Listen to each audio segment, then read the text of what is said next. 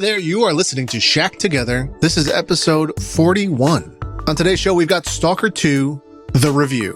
Courtesy Sam Chandler, who joins us. He's got the scoop on this long-awaited title. Can't wait to hear what he has to say about it. We also dive into the Game Awards, the nominees, that is, in our middle section, and we talk all about the snubs, the shoe-ins, the long shots, and we throw in some predictions too. Pretty cool. Story time today is a fun one, as usual. We've got a preview for Avowed, finally. Then we've got reviews for Rage of the Dragons, S.T.A.L.K.E.R 2, of course, which I mentioned, Lego Horizon Adventures, and then it's on to Newsa. Final Fantasy XIV is coming to mobile. Wow.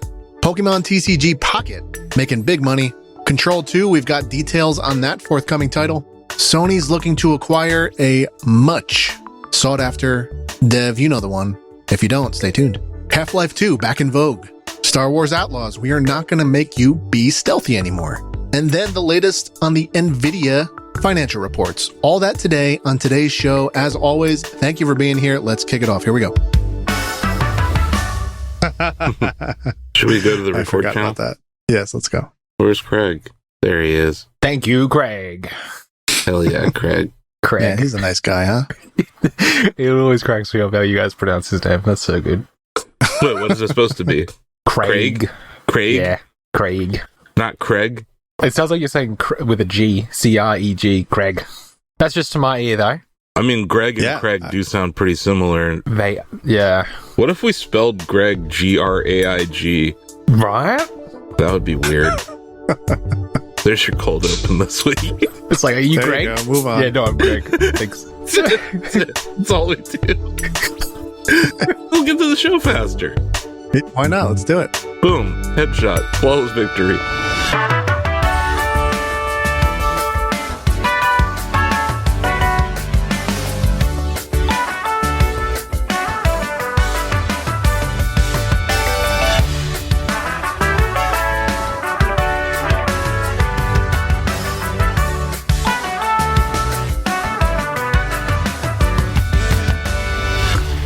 Shack Together, America, on the internet.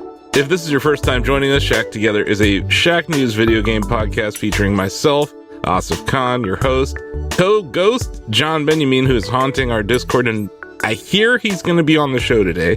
Mm-hmm. But we do have right now with us our producer, Joe Stasio. And head of guides at Shack News, Sam Chandler. Hello. G'day. How's it going, mate? Is that the right amount of pomp and circumstance to give your title? I think so. I should have had some trumpets ready. I don't know how to play the trumpet, though, so it would have sounded... I always assume that people bow or curtsy as well. That's kind of my assumption. I did like the head bob, like the nod, like the respectful bow, like the Japanese... the dip down of the forehead. Yep. Yeah, I did that. Yeah. I actually just unlocked that in Animal Crossing, that emote today, or last night. Yeah. Anyway... Enough about what I've been playing. Sam, we bring people here to talk about video games, and specifically what they've been playing lately. So the question to you is, what have you been playing? I've been playing a few things, right? So I've obviously been playing the finals, which I love, and I'll continue to spout that. I played a little bit of Mouthwashing, which is a horror game. Ooh. Very short, about 4 or 5 hours. Very cool. Playing a lot of Isles of Sea and Sky, which is a puzzle game. Go back to Mouthwashing real quick. Yeah, all right. Let me rewind. Yeah, Mouthwashing. I've heard some other podcasts suggest that is a must-play for Game of the Year discussions kind of game. What do you think? I think it is really good. It is a psychological horror game. Kind of like not a lot of other things that I've played. It's quite short. So I think I finished it in one sitting, in one night, in about 3 or 4 hours. So that's a good and a bad thing though, Sam, right? Because it's short, but if it wasn't good, you wouldn't have sat there and played all the way through, right? Precisely. Exactly. Is there any replay value to it? Creepy enough. No, I don't think so. Unless you go for the achievements, which are sort of dotted around, the secrets and stuff like that. But I would definitely recommend it if you're looking for a horror game to play that's more psychological than it is jump scares. That was going to be my question, because I think the jump scare factor in that genre, my enjoyment hinges entirely on how little of that there is. Oh, interesting. Okay. Yeah, I tend to be the same way. I think jump scares in video games are cheap. I think jump scares, when done well, are quite cool, but when they're just used as a gimmick, not for me. It's when they're overused in a horror game, then I'm just like, this is lame. Which is probably why I don't get into Five Nights at Freddy very often. I think Madison handled jump scares really well in that horror game. That was superb. But yeah, definitely check out Mouthwashing if you haven't already. I would say, I'm not sure what the trailers showcase, but it's kind of better just to go in blind, not really knowing what's going on. It kind of feels like a cross between Iron Lung, which was a horror game that I really loved from last year. Sure. And what else could I possibly liken it to? Oh, I'm not sure. It's just, it's really, it's unsettling. It's an unsettling game. Yeah. That's cool. Yeah, it is pretty cool. I've also been playing, Isles of Sea and Sky, which is a puzzle game that came out this year. Love it. You collect stars, and it's a push block puzzle game. So each scene is... like, each screen has its own set of puzzles on it, and you sort of move around the island, so it's kind of like Baba is you, Bubba is you, a little bit. And okay. Yeah, I really dig just... It's simple at first, but then as it sort of adds in more mechanics, you're kind of learning about how, each block that you're pushing around behaves in that little field that you're in or whatever. So it's kind of like, Baba is you mixed with a little bit of Tunic, just very slight Tunic elements at the sides there.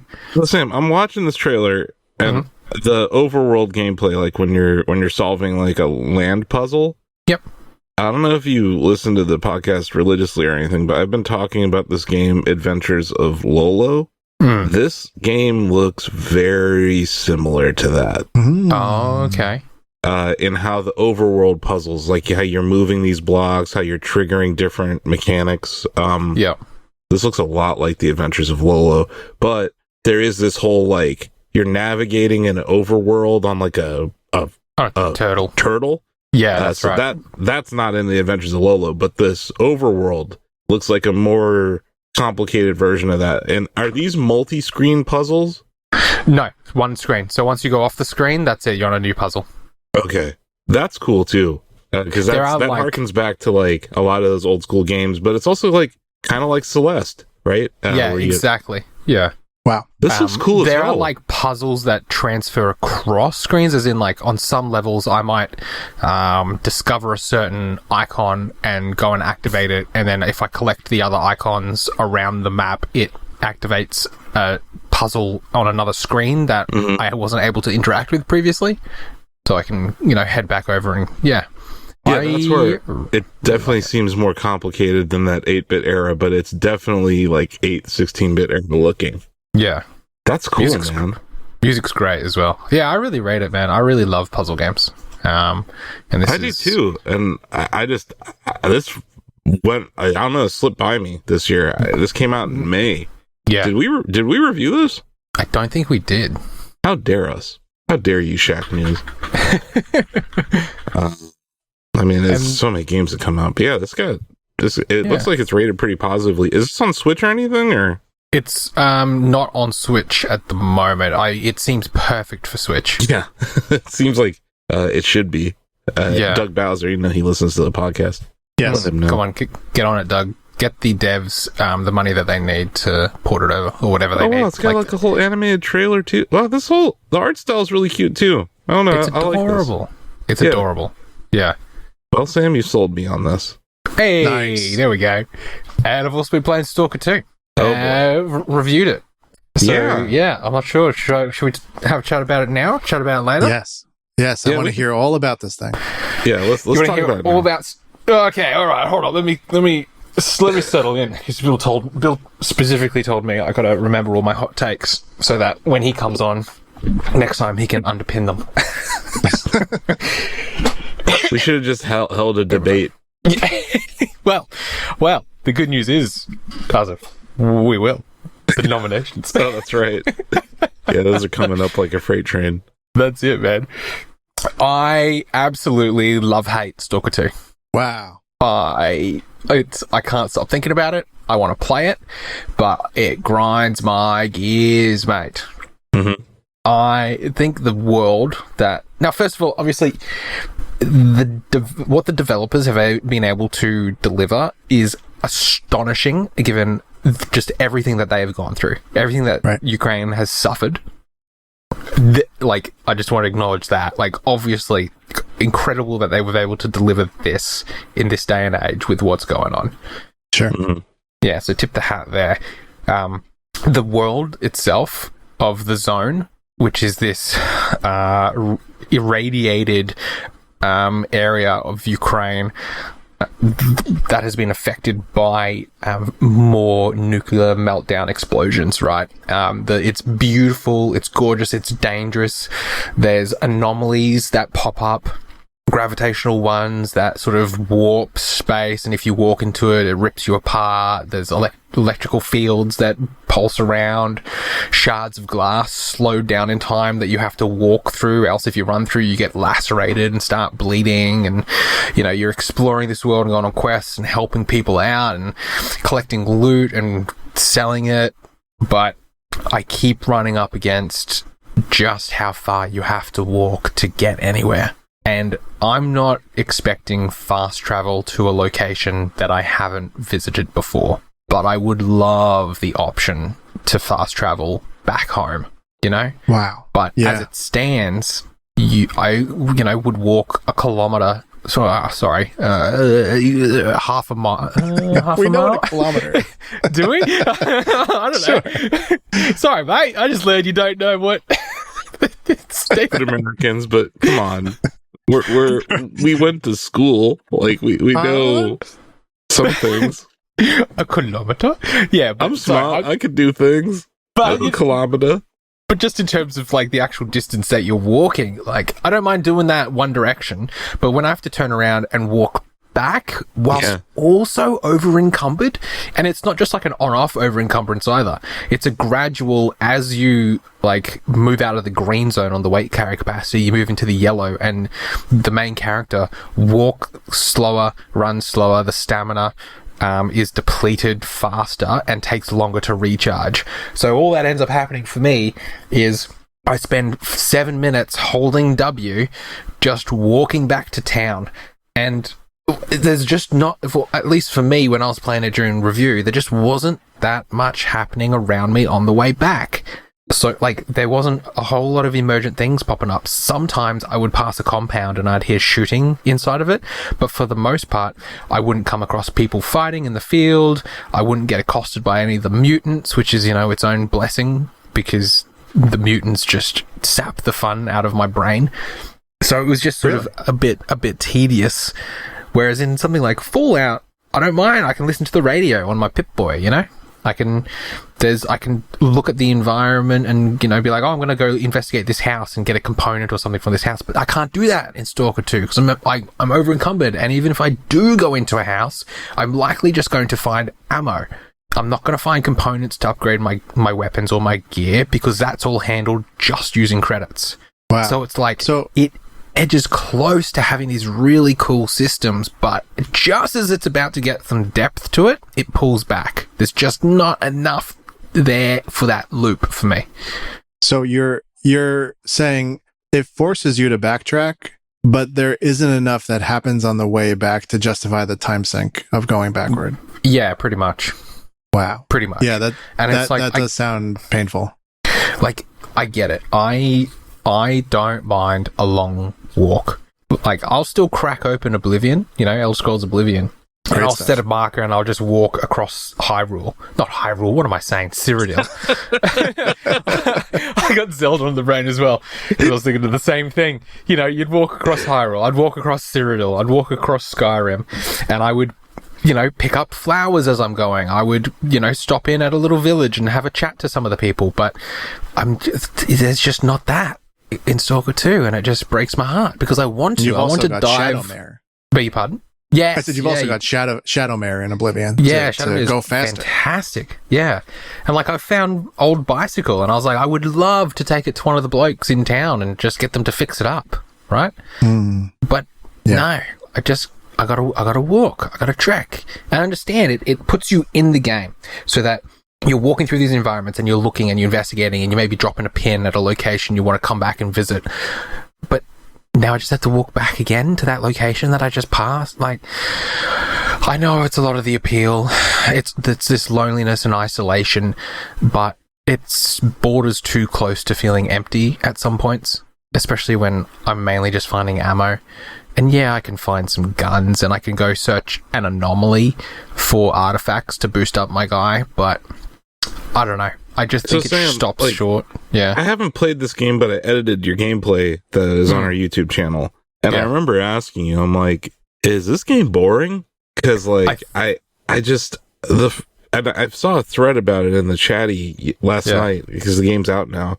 And a lot of people were like, God, this thing starts really slow. Is it fair to say that the game starts extremely slow? It starts slow, and it is slow. It is just... slow. I feel like it positions itself as being thoughtful, and it can be. It asks some philosophical questions, and it's...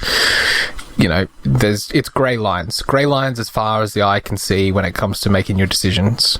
But I think that it can be a bit slow. And it's just the connective tissue that's slow. Because when you do get to a compound and you start fighting the enemies, like, I liked that. I had a great time sweeping through facilities and just taking down the soldiers that I encounter and, leaning around corners and choosing the ammo type that, works for me, whether it's slugs or AP rounds or standard rounds or whatever, and, yeeting grenades over walls to try and flush some enemies out. Like, that's cool, man. I dig that. Like, I'm vibing with that. That's why I said it the way I did. Like, does it start slow? Because, like, I know that the game ramps up, but, like, it does seem like there are these cool moments that you're talking about. But even after the game has progressed, there's still a lot of downtime in between those things, right? Yeah, there's a lot of downtime, and I think that's where it needed something more. Like, there's downtime. And that's where, like, some people are gonna love this, right? Yeah. Like, that's like their vibe. They want these Bill is going to absolutely love this, like, survival horror kind of walking through an empty world kind of vibe. And even people who like Death Stranding, I think, might like this game. For sure. It is a fantastic game. I really like it. I just wish there was more. I wish there was just something more to it. And that's, I don't know, blessing and a curse, probably, when a game is of that quality. Where you just want to get lost in it. I don't know if you said in your review, but we were just talking about it too, but like, this could be like Cyberpunk 2077, where it becomes more than it is right now. Yeah. And you mentioned it earlier, but like, they obviously, and I know they haven't made an excuse about this or anything, but like, there had to have been scope limitations. 100%. Just from what they were going through. They like literally enlisted in the army, right? Like, they were busy defending their country from Russian invasion in real life. So I think they get a pass for some of this more than other studios would. And I think that's fair to say that. But well, also Sam is saying, like, he can't stop thinking about it. So I'm curious, despite the list of cons you just listed, like, what is tugging at you about it? I love exploring the map, man. Like, when a quest is like, hey, can you go over to this power station, or can you go investigate this research facility that's been half destroyed by an anomaly? I'm like, fuck yeah, I can. Let me pack up my weapons. Let me get the ammo that I need. I'm setting out on an adventure. Here we go. I get to the location and I'm like learning about the zone, and I'm, maybe talking to someone who needs a helping hand over there, or I'm fighting soldiers and collecting loot, or, oh cool, I've found a stash and it's got like a new weapon attachment for my gun. So now my AK has got an extended clip, or two magazines duct taped together so I can do a quick reload, or, I found a silencer for my main pistol and now I can, sweep through a compound a bit quieter, or I'm deciding to go hunt an artifact because I want to increase my weight capacity, and to do that I need to get an artifact, or I know that I need more currency to repair my gear because it's breaking on me. So I love that aspect of it. I just wish that my return journeys could be a bit faster and that there was just a bit more to do, because it edges so close to being deep systems, but it just falls a bit short, unfortunately. There Yeah, something else about it that I kind of... I was kind of wondering if anyone else had noticed it, and I've been reading some other reviews and skimming through, and I don't think anyone's mentioned it, and I didn't really want to mention it in my review because I can't say definitively because I haven't finished it yet, because it's such a big game. And, Asif, they give we so little. It's not often that we get given enough time to fully dive into these big games. Do you know what I mean? Yeah, they give it to us. They give it to us with a certain amount of time, and like depending on we do how big the game is, you try to do as much as you can. Yeah. Now, like, I don't know. I beat Echoes of Wisdom during my review process without getting the horse. Yeah. Like things like that happen. And obviously, literally right after I did that, right after I beat the game, I found the horse, of course. But that's an example of what you're talking about, because you're given a week or however long for whatever game. Yeah, it's easy to, especially big games. You just kind of, you got to make a real important decision of, all right, well, I need to get a breadth of experience, so I can't just mainline one thing. I got to do a couple of things so that I've got enough time to, but that is all to say that I can't say definitively yet. But in S.T.A.L.K.E.R 2, you arrive at the first town and you sweep through and you chat to everybody. There's a handful of merchants. There's soldiers at every entrance, like groups of soldiers, 3 or 4 at every entrance. There's people milling around town, sitting by the campfire, chatting. That's the same in the second town that I went to and visited. Maybe 30 people just chatting, vendors, people to talk to. Same in the third one that I went to, the third compound. So, and meanwhile, I'm doing quests. I'm meeting new side characters. I'm chatting to people. I'm helping random strangers that I've met out at a compound or a farmhouse or whatever. All of these people, and I don't know why this is, all of them have been men. It took me like 15 hours to see a single woman in this game. Wow. And she was a bartender in a ship that I met out in the sticks. And I thought that was extreme. And so far, I've met 2 women in my entire time with the game. And I don't know what's going on. I don't know why that is. Is it some story thing? Are they going to be more? Is there like a town where it's like just women and that's where they've all gone? I don't know I have no idea, and it's perplexing. And every time I reach a new town and walk through, I'll have a chat to like a sampling of people, and it's always just blokes. It's just a big old sausage fest, and I don't know what's going on. And I think it's just very strange. That's interesting. Yeah, good observation. I'm sure we will hear about it then. Is there any there's no narrative beat that explains that?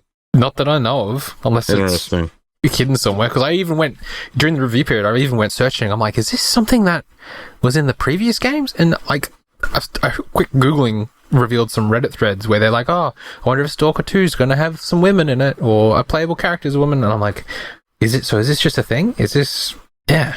I didn't want to make a big deal of it because, No, it's worth mentioning though. But it's just like bizarre. It's head scratching. I'm like, what is going on here? Because no one even mentioned like their wife or, their babushka, their grandmothers or daughters or whatever.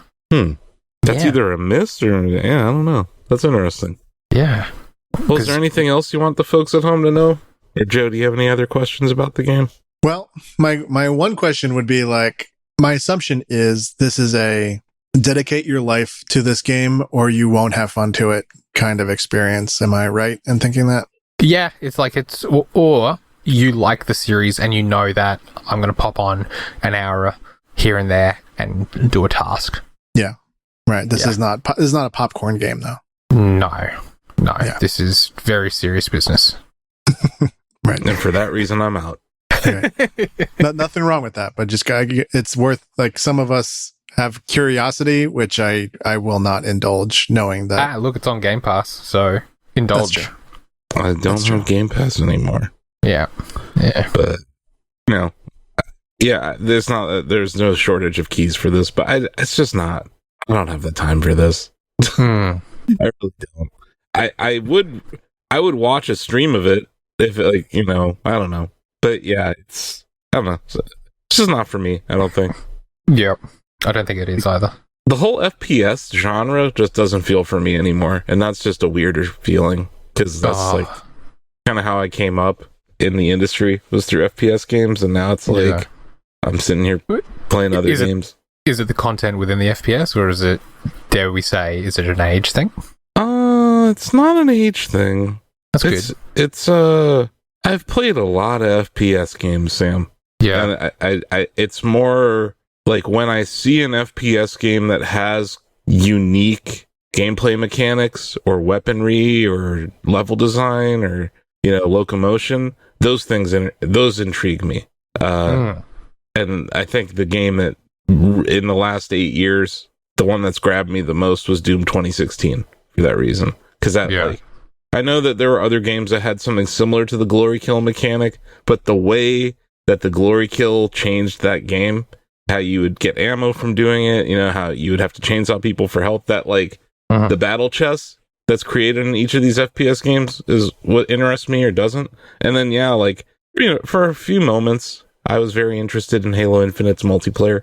Because once again, that was new locomotion, right? And, but yeah, I think it's more of I'm just kind of burnt out of the genre thing.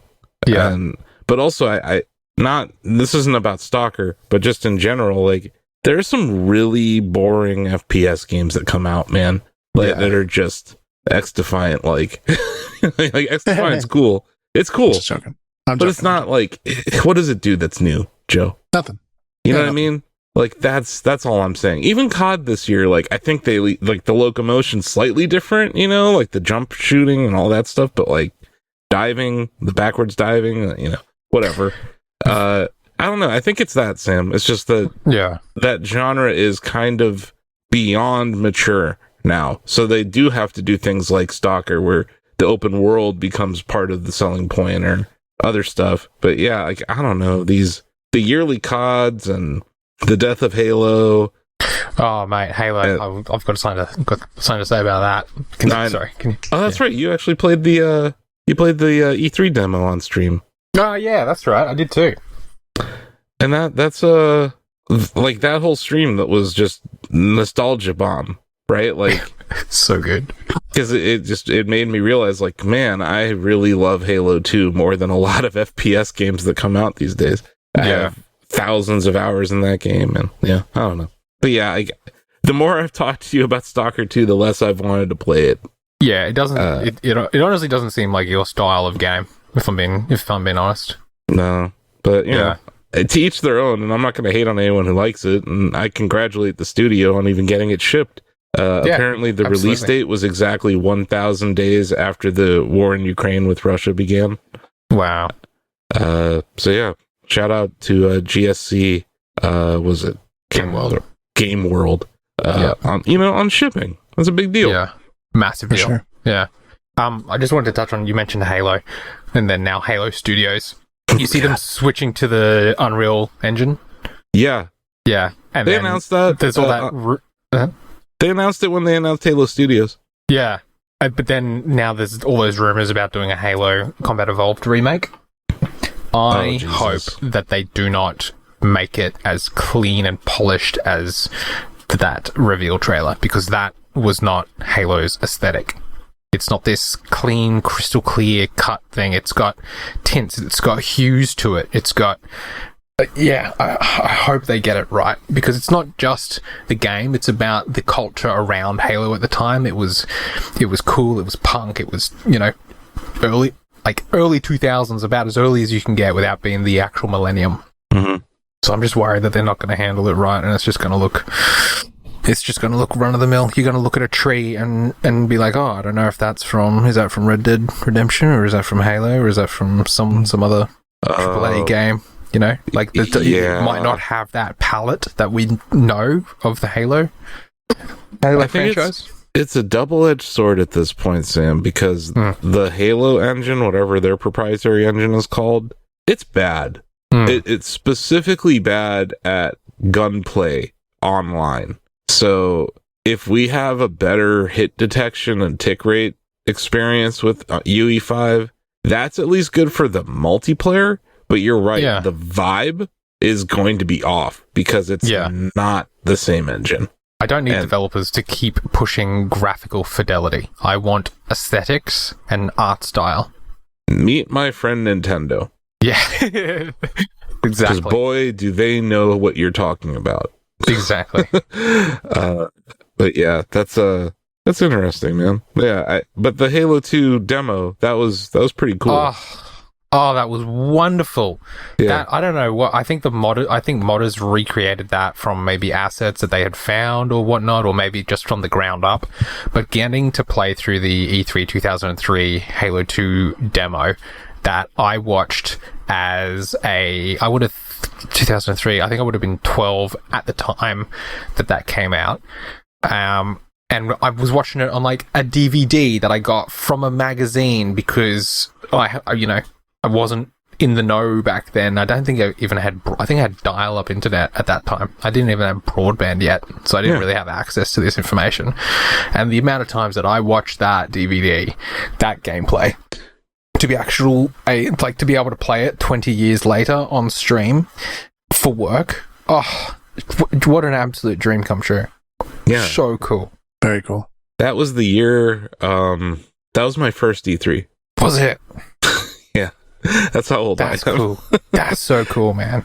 So I don't know if I actually I want to say I played it at E3, but I worked for a Nintendo website at the time, so we basically lived at the Nintendo booth for 3 days. I think it was just a hands-off preview because it was so... That's right, it was a video. They could... It was they were playing... I think Joe was playing it, but he had to stick to the scripted pathway, else it would crash. It was just I think what they did with it is it was like part of their presentation, but then they had it rolling on the video screen at their booth the whole show. Yeah. So you could like go and watch it at their booth. But I was not... I didn't cover Xbox back then. I was a freelancer for a Nintendo website. That's cool. Yeah, it was pretty neat. But yeah, what a magical time. I miss E3. Yeah. R.I.P. Wait, Joe, you've actually played games now, according to the Notion document. I forgot that I did play games, yeah. What have you been playing? Wow, thanks, Sam. There was a review on Shack News, let's say 3 weeks ago, from Lucas White for Romancing Saga 2. Yes. Revenge of the Seven, I think it's called. Yep. And there's a demo for it on Steam. I downloaded the demo, played it on the Steam Deck, and sounds funny, this is the best looking Steam Deck game I've ever seen. I thought I was watching cutscenes. Really? If you have a Steam Deck, yes. If you have a Steam Deck, because when you have a handheld, a Switch or a Steam Deck, I guess primarily, but yeah, I don't know the IO Neo and all that. I don't know that world too much, but you have a certain expectation for what's possible in your hands. Mm-hmm. That felt this way with 3DS and Vita too. Sure. And so like whatever that line is in your head, if it gets crossed, you like your eyes go wide. Like, am I watching a video right now? So it's free if you have a Steam Deck. Check out Romancing Saga 2. It's like they knew. It's like, this is a Steam Deck game, and it runs crazy good. I felt for a while that RPGs would be a perfect home. Like Steam Deck would be a perfect home for RPGs. Yeah, well, I mean, I can promise you that there's plenty of ports I've played in the past year that aren't optimized. So, do you have an OLED? I do, yeah. Okay, so yeah, that screen is going to look good looking games look great on Steam Deck OLED. The one for me that I always go to, like my kind of like my North Star when it comes to art style on a handheld, is Hades. Sure. And Hades looks outstanding on this OLED. So that's cool. Yes, I think I'm into it. I'm not making a ton of comments on the actual game of it, but it seems cool. Like you could, Lucas mentioned there's like permadeath in your party, and then there's like lineage. So if someone is permanently dead, you might get their kid or something. Father's fodder. Yeah. Yeah. That's cool. I have some interest. So are you gonna buy it? I'm a maybe. We'll see if like there's like a Black Friday sale or something. Yeah. There's a Steam sale coming. Definitely. And then you guys brought it up, which triggered a memory. I did play some COD. There you go. Oh. Zombies in particular is all I played. Was it COD Blops 6 zombies? Yes. Okay. Yes. So you only play zombies on COD? I mean, it's not a hard and fast rule, but my friend group played online zombies. We did, I don't know, 3 weeks now, I guess. The 3 sessions, I should say. We have a weekly night that we make a point, because otherwise I don't talk to them. You know what getting old is like. Oh no, the X-Defiant crew has switched over to COD? Yes, for temporarily. And one of the crew is a friend of the show, Vin Genova, Sam, who sends his regards. Nice. Yeah. It's very polished. It's I prefer X-Defiant. There, I said it. There you go. Boom. You hear that, John? Ubisoft? They have a ticker. They have a ticker at their offices, and it just came through that someone at Shack News likes X-Defiant. They're like, "We did it." So Vin plays. It's a sad ticker. Yes. Nice. What did you say, Sam? I said Vin plays COD with you. Is that right? Yes. Yeah. He's in this group, and Sam and Vin, for listeners of, I guess, this and previous podcasts, that was a team that formed around a Call of Duty website back in the day. That's how we all got together. If I recall, yeah. Sam, you were a part of that. Me and Vin go way back. Wow. So much history. What a small world. Anyway, that's my light gaming update. Asif, what have you been playing? Oh, yeah, I've been playing quite a few video games. Balatro on mobile is just, it's got its hooks. It's, I mentioned last week how I removed the X app from my iPhone homepage and I replaced it with Balatro. So now when the muscle memory kicks in to load up X, I'm loading up Balatro instead. And, probably 50% of the time I decide to play a hand or whatever.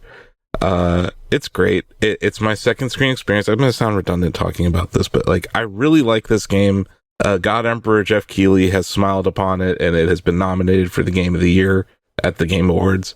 I saw Local Thunk is losing his mind over all this. It's just, I think it's one of the best stories this year in gaming. And it's just a fun game, man. I love it. It's one of my favorite games to come out in a really long time. And then, I mentioned it last week, but I'll bring it up again. I'm playing Animal Crossing New Horizons, and I'm kind of playing it every day. I'm back. Are you turniping? No. Okay. Dude, do you remember what I did when this game came out? I don't know if we were talking that much or whatever, but I made 100 million bells. I do remember that. Yes. From the turnip game. And honestly, I burnt myself out doing it to the point where I didn't want to play the game anymore. So when I came back to the game this year, I'm sitting on, I've given away a lot of bells to my friends. So I'm sitting on something like 85 million bells, and I had something like 70,000 Nook miles. So I started buying some stuff. I bought a giant inflatable elephant. I put him on the coast. I got a Mario flag in front of my house now. I upgraded. Joe, did you know there was a pro construction license? Okay, wait, what? So you can build a total of 10 bridges and inclines, not 8. Oh, so it just adds 2? Man, I'm a naysayer on this game, and you're reminding me why I didn't like it. You're giving me 2 more bridges, Nintendo? Come on. Yeah. Anyway, I was like, I didn't even know that thing existed. So I bought it last night. I also bought a camera upgrade. I don't know. It's just funny because I played that game a lot. I made a bunch of money, and then I never really benefited from all of that work.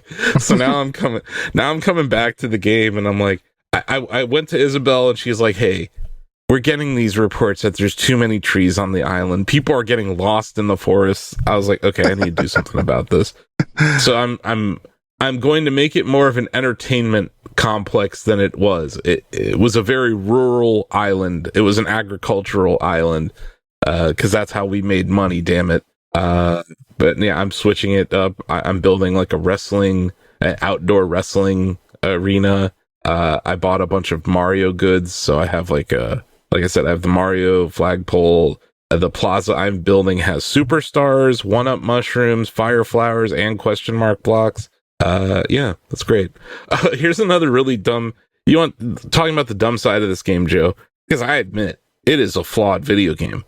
But what happened was I was listening to the music on Nintendo Music app, and I was like, this music makes me feel good. And I was like, you know what? This game makes me feel good. That's still the case. Despite all the problems it has. Being inside that game still feels good. Yeah, why not? Yeah, I'm not really slinging any hate, but just poking around, just making some In your ideal world, there would just be a bunch of inclines everywhere.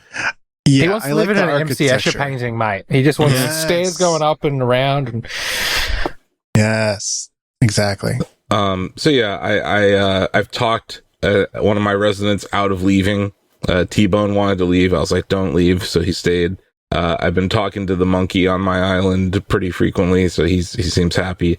It's just funny. But yeah, here's the dumb thing. My museum is right on the beach. It's like right on the edge of the land where the beach starts.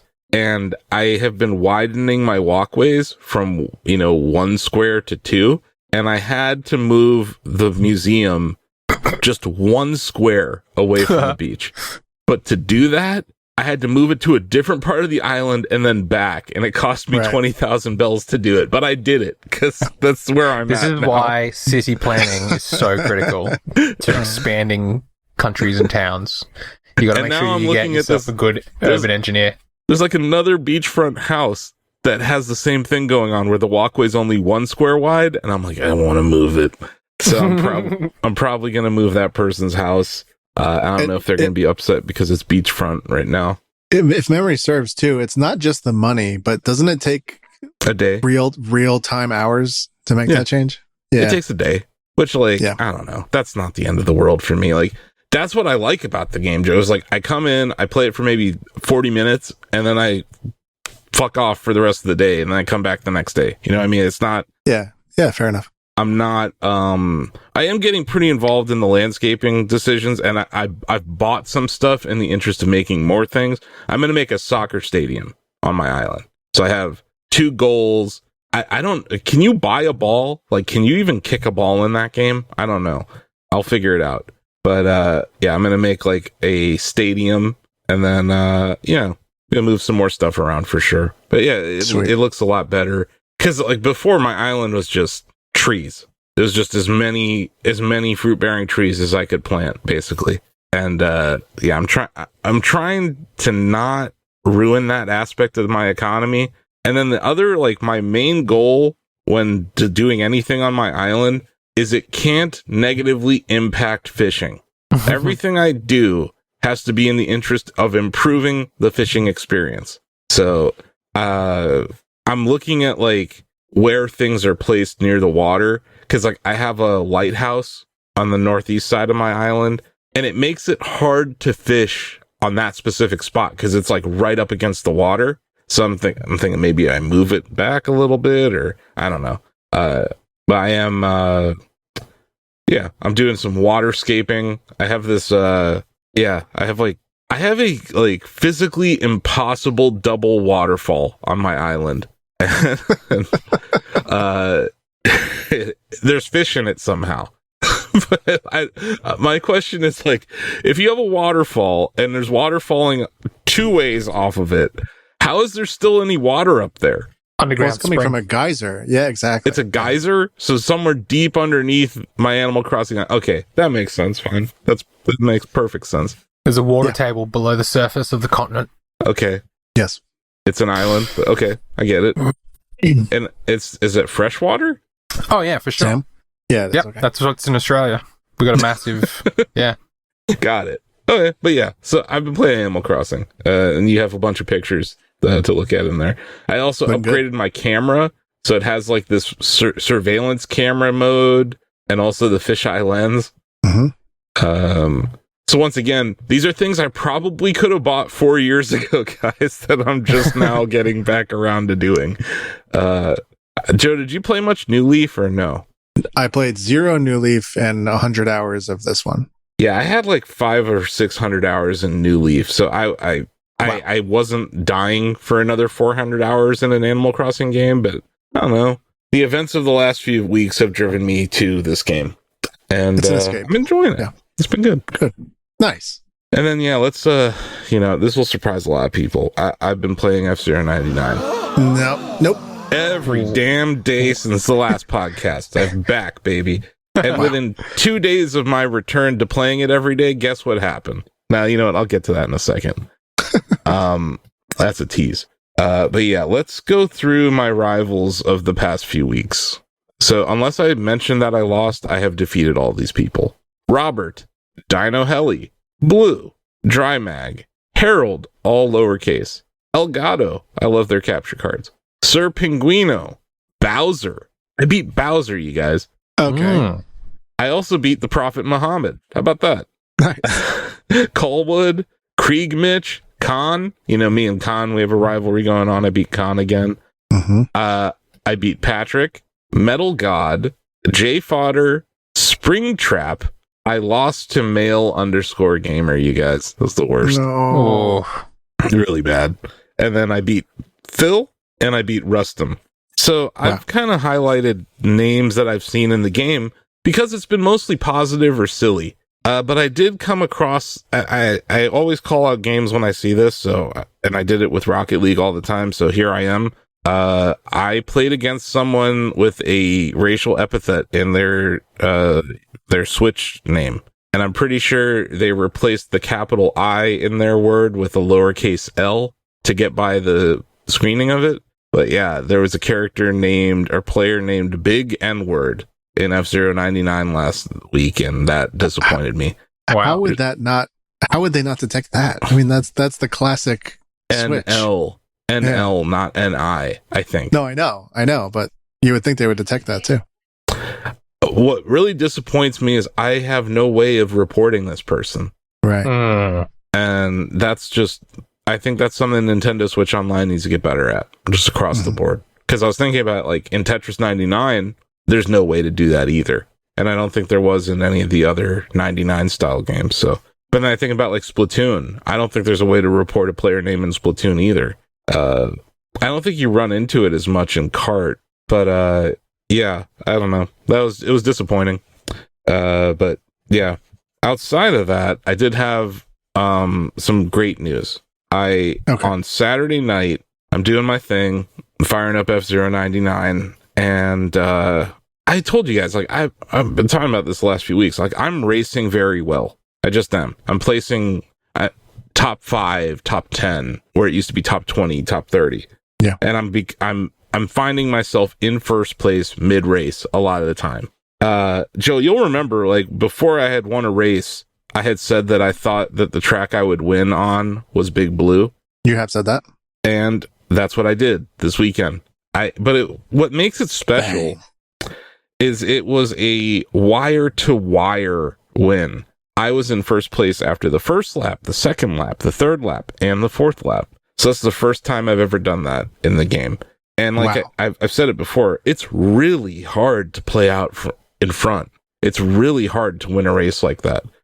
So it was probably my best race I've ever had. And then the clip that I shared, I almost died on that second to last turn. You saw that, right, Joe? Like, yes. I'm out of boost power. There's like 10 of those red flashing cars in front of me trying to kill me. But yeah, I made it. Yeah, exhilarating every time. So that's my 5th win. That's my 2nd win in the F-Zero 99 mode. So my win percentage has doubled. It was 1 out of 1,500 some, and now it's 2 out of 1,500 some. So take that, Doug Bowser. And then, while I'm talking about F-Zero, I have been listening to Nintendo music, and they just added the F-Zero X soundtrack to it. It's 38 minutes long. It features some of the, like, it's some of my favorite video game music ever. And I think, people who don't even know F-Zero, they know these songs because of Smash or whatever. But did you know that these songs had names? It wasn't just Mute City Song. You know what I mean? I just want to read off some of the names of these songs. Okay. Endless Challenge. That's the name of the song for Mute City. Dream Chaser. That's the name of the song for Silence. Fall Down to the Stream is the song for Sand Ocean and Firefield. This might be my favorite name for a racetrack song. Decided by the Eyes. That's the song for Big Blue, which you've heard in Smash and like all over the place. Big Blue is like That's the one. When usually when you hear an F-Zero song, it's either Big Blue or Mute City. Which song is dun, dun, dun, dun, dun, dun? That's sorry. Let me just pull it up here real quick. This is okay. Yeah, that is Decided by the Eyes, Big Blue. Mm. And then Mute City's like dun, dun, dun, dun, dun, dun, dun, dun, you know. Okay. The other thing is like this is all very heavily featuring rock music and like guitar and like they just anytime they could use a double bass drum in this soundtrack, Joe, they do. Sure. Which I don't know, like as a metalhead or whatever, like I enjoy, but it's also like synthesized. They have a song called A Devil's Call in Your Heart for Devil's Forest. It's one of my favorite songs. Long Distance Murder is a song. Like, does this not sound like a Slipknot album? It does, yeah. Crazy Crying Call is the Port Town song. Driving Through on Max. Climb Up, Last Chance. And then there's, you know, just the random songs that you find in the game. So like the goal, like when you get the background music for showing you your stats or the Grand Prix ending or the credits song, the title song. But I'd also throw it out there that the machine select screen for F-Zero X is better than most music that's been released in 2024. And I don't just mean video game music. I mean all music. Sabrina Carpenter and yeah. Yeah. Like whatever. Espresso, whatever. I don't know. I put I'm not going to get in a beef with Kendrick. Kendrick Lamar's songs are better than Machine Select from F-Zero X, but everyone else, no. I don't want to start a rap beef between Kendrick Lamar and our podcast. But yeah, so I've been playing. We would just not be able to participate. We would just sit there and be like, "Yeah, well, I guess that was a good song, Kendrick." Maybe we would just react to them. Our reaction would just be reaction videos, or we just keep sending dun, dun, dun, dun, dun, dun, over and over again. Or we actually have someone come in and freestyle over the Shack Together theme song. That would be good too. That'd be funny. I nominate Mega Ran. No, so yeah, just to wrap up my F-Zero celebration, I just want to point out that today, the day that we're recording this, is November 21st, right? Yes. I know this episode will be released technically on the 22nd. We'll have an article on the 22nd. November 21st is the anniversary of the release of F-Zero on the Super Famicom. So it's a very special day for us F-Zero fans. How many years? 33? It's a good number. 91? Yeah, it was 91. 33 years. Wow. And yeah, the franchise is alive again. So that's exciting. And this is, like I said, it's one of my favorite soundtracks. My two favorite soundtracks from the N64 era are now on Nintendo Music. So you have Star Fox 64 and you have F-Zero X. I hope they keep adding music, obviously, but when you have two of my favorites, I'm not going to complain. And yeah, I've listened to the F-Zero X soundtrack probably 15 times since it came out on the Switch on the Nintendo Music app. I'm going to need them to add the Bomberman 64 soundtrack. Please. It's great. It is great, Sam. Like I saw you mention that on the Shack Chat last week, and I'm in total agreement. It is Bomberman 64 is a forgotten gem of that era. It's phenomenal. It's so good. People didn't like it because it wasn't a 2D multiplayer It wasn't like game. The other Bomberman games, but yeah. it was new and a completely new gameplay mechanic, and it was fun, and the level design was great. They had a single player mode that was good. It was really good. And there were secrets. You could bomb bounce, make bomb bridges to explore unreachable areas because you couldn't jump. Mm-hmm. And that was revealed to you in the post, like the credits. Yeah, revealing Bomberman can do. It's like, hey, did you know you can actually do this? And it's like, whoa, what? What are these weird secrets? Yeah. So yeah, it's like I said, amazing time for an F-Zero fan. And yeah, the Galactic Grand Prix 5 is this weekend. I don't know. I might sign up. Yeah, do it. We'll see. Dude, the people who are in that Discord are like, I feel like I'm pretty good, right? Like, I'm in the top 8,000 most weeks or whatever, but like, we're talking about people who have like 3,000 wins. Like, you know what I mean? Like, that's crazy. They're just very good players. So like, I don't know. It's like, I'm sitting here at S8 and I'm an 11 1-star rank and all these things. And yeah, I think my stubbornness with only rocking the Fire Stingray has hurt my rankings. Cause I could probably win with the other crappy cars, but I'm not going to do that. So it's like, I'm going to enter a thing and they all know the meta. right? So, yeah, I don't know. We'll see. It's also on a Saturday. We'll see what happens. I can't stream it either. It looks like they're going to be streaming it on their channel specifically. So, I don't know. I might enter. We'll see. But I do think having a win the week before is like, maybe I should join. Because, like, one of the people I beat in that race on Big Blue this weekend had like 90, it tells you how many races you have in your player badge. It just says 99 plus once you hit over 99. So I was like, I beat several people who had over 100 wins. That's crazy. It's so many wins.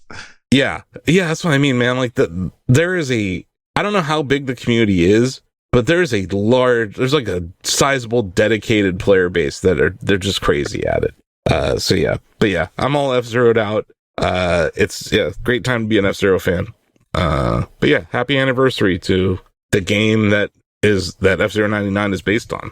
So that'll do it for me. I don't have anything else. Well, I got one more thing for you.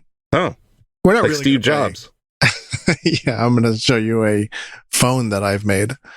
It's just a prototype. The Shack phone? Shack phone, yeah. Oh my God. Shack phone. Yeah. Powered by potatoes. No, let's go to a segment where I want to talk a little bit about the Game Awards, because we got those nominees released the past couple days, and I think some of these nominees and the decisions made there, I guess by groupthink, it's pretty interesting. So let's take a quick break. Okay. And I'll see you over there.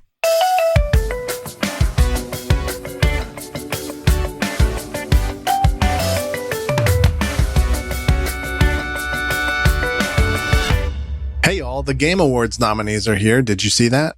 Boo. Yeah, I did see that. I did. I thought, listen, this isn't a game in the traditional Shack Together sense, but sure. I wanted to go through these nominees, because I think it's just kind of interesting to see how the year shook out. Mm-hmm. But we could play a little bit in this little pit, in this little sandbox, and you can give me your prediction if you like on some of these categories. And this will be one of those classic Joe will check later and assign a point. At a later date. Joe comes back a month from now and tells us who wins, kind of thing. Yeah, and I already have one of those queued up that I didn't do. Yeah, for Ozzy. Yes, I have all the tools to do it, but I haven't gone through yet. But wait, so how this do I one win? will be easier. I got to say which one won. Well, yeah. So we're going to go through some of these categories. I don't know if you guys have interest in like best, esports athlete or something, but so I don't want to necessarily do every category. Okay. Good. I just want to point out that they left out fighting games from the best esports game category, as well as the best esports athlete category, which seems kind of insane in a year where a North American won Evo Street Fighter. Yeah. That seems insane to me. But it also, before we get too focused on how important this is, NPR was part of the jury. Really? Variety, Rolling Stone, companies that don't cover video games regularly are jurors on this panel. I'm just throwing that out there. Let's see how things shook out with that context. Yep. Here we go. I'll save Goaty for last, obviously. Mm-hmm. I don't want to do every category. There are so many. There are so many. And some of them are dumb. Most anticipated game? Why are you giving an award for anticipating a game? All right, let's do that one. God damn it. You brought it up.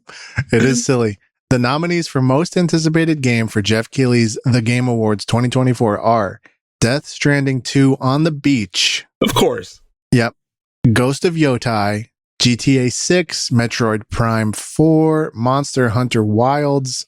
Now, before you give me a prediction, which I am curious in, is there anything you feel like should be on this list while admitting that it is a silly category? That's a great question. Beautiful Joe 2. The Adventures of Lolo 3. What the fuck are we even talking? Most anticipated. What the fuck is this category? Fuck this category. Well, with that in mind, who do you think is going to win? Fuck them. GTA 6 will win. Yeah, GTA 6. If people have their heads screwed on right, GTA 6 I mean, will win. look, I'm looking forward to all these games. I really am. Every single one of them. Yeah. I'm into. I cannot wait to play Wilds. Metroid Prime 4 looks good. And Ghost of Tsushima was fun. Ghost of Yotai looks cool.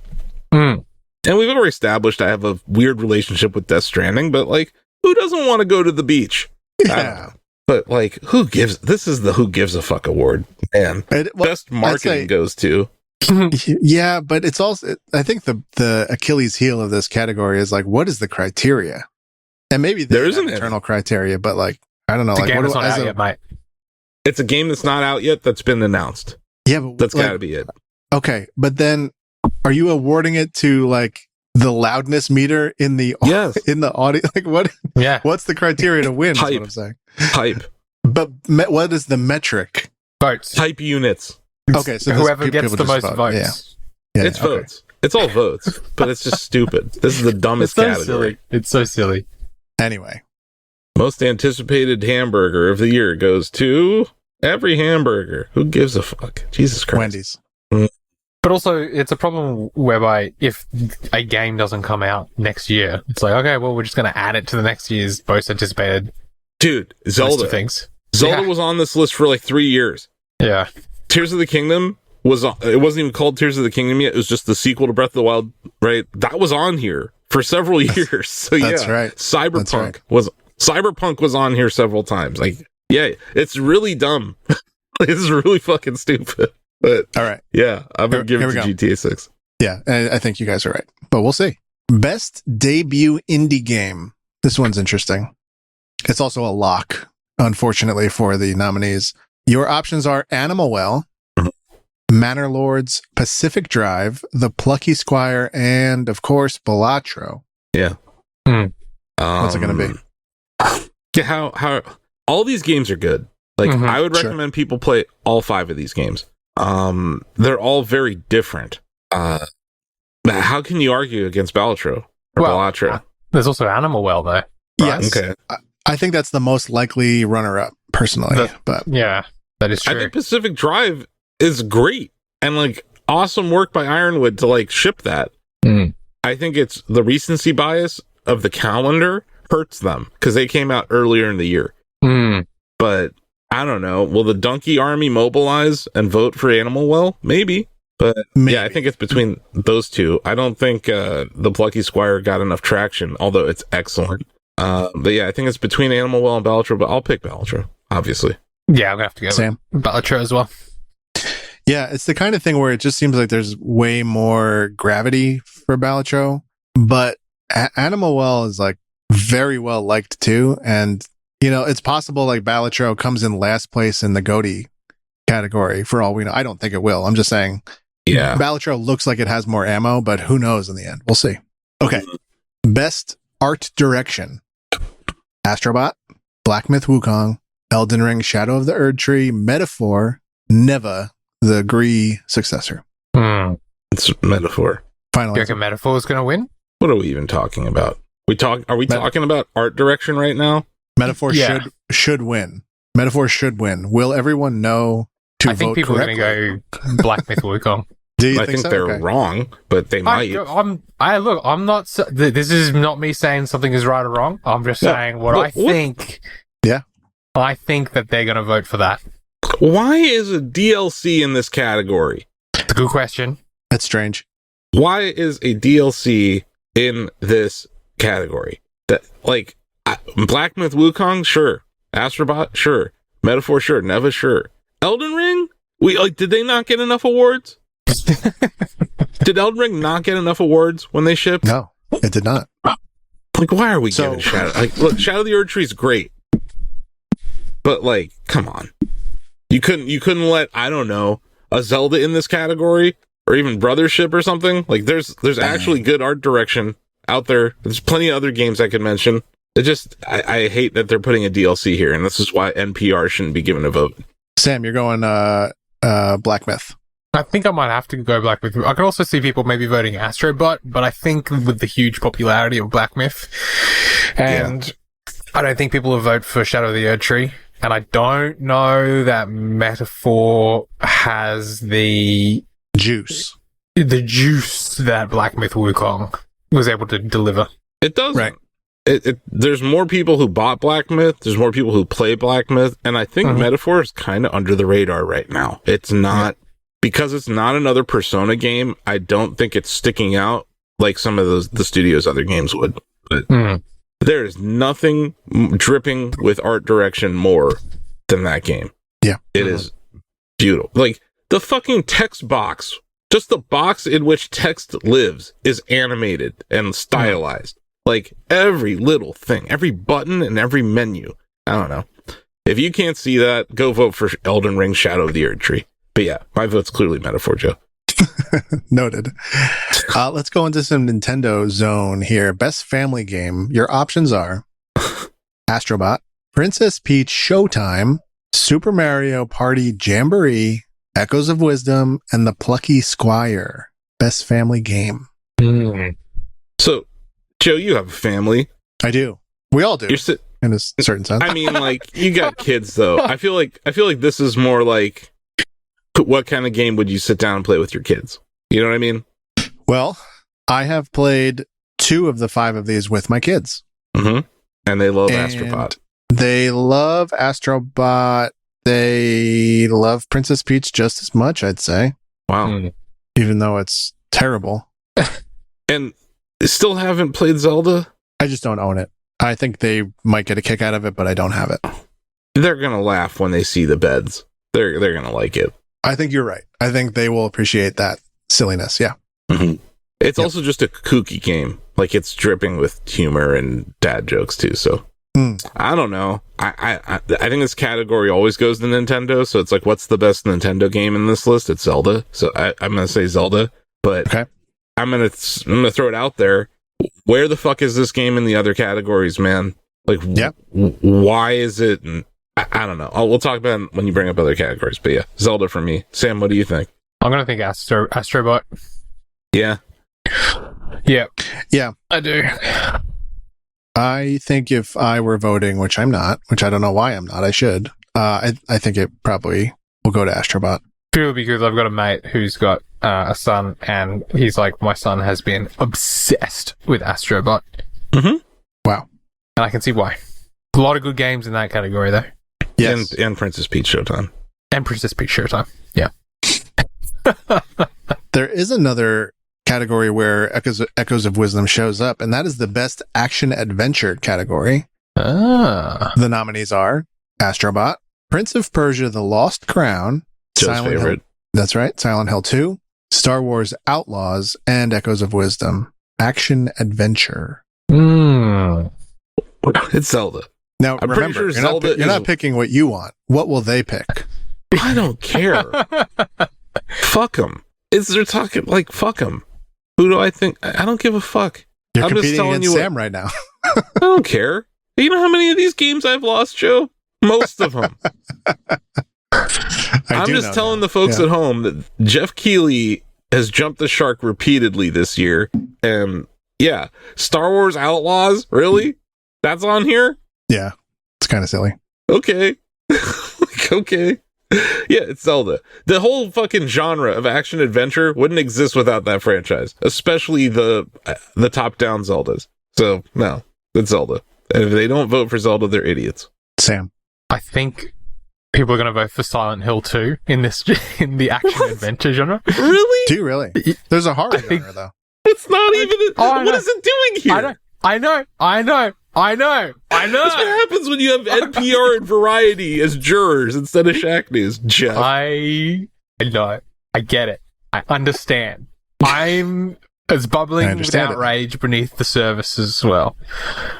Okay, I think Sam's right because there is not a horror genre or category. Yeah. Well, that sounds like a good game awards they got there. Yeah. It's not like horror is like a huge genre every year. You know, they do have... No, a genre does get its own category. Anticipated. Sorry. I have sports and racing. Oh yeah, sports and let's racing. combine sports with racing. That makes sense. No, but there is a notable missing... Yeah, no shit. Yeah, here we go. The nominees are F1 24. Okay. EA Sports Football Club 25. What? Okay. NBA 2K25. No. Top Spin 2K25. Fine. WWE 2K24. Where's the college football at? Yeah, I don't know. It's only been 10 years since we had a college football game, and it's actually good. Yeah. Like, what the fuck? Very, very strange that that's missing, I think. I don't know, man. When you consider the check that Geoff gets every year from 2K, this starts to make a little more sense, is all I'm saying. So and also, NPR is a fucking juror. Look, I love NPR. Who's gonna get it? All things considered, one of the best radio shows of all time. But what the fuck are we talking? Like, why are they voting on this shit? This is ridiculous. That's an embarrassing list of games right there. That's your. Also, combining sports with racing is stupid.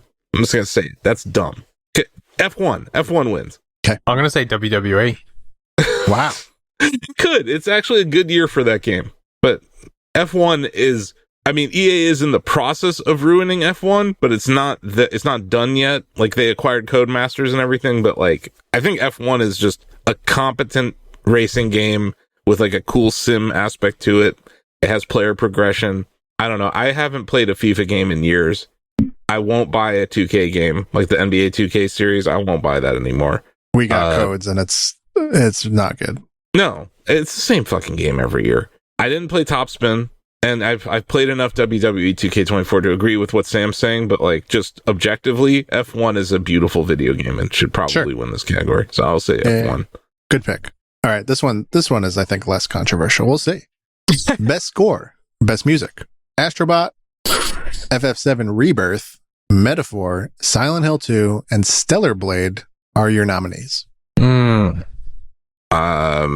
Fantasy 7 Rebirth. I think you're right. It's excellent music.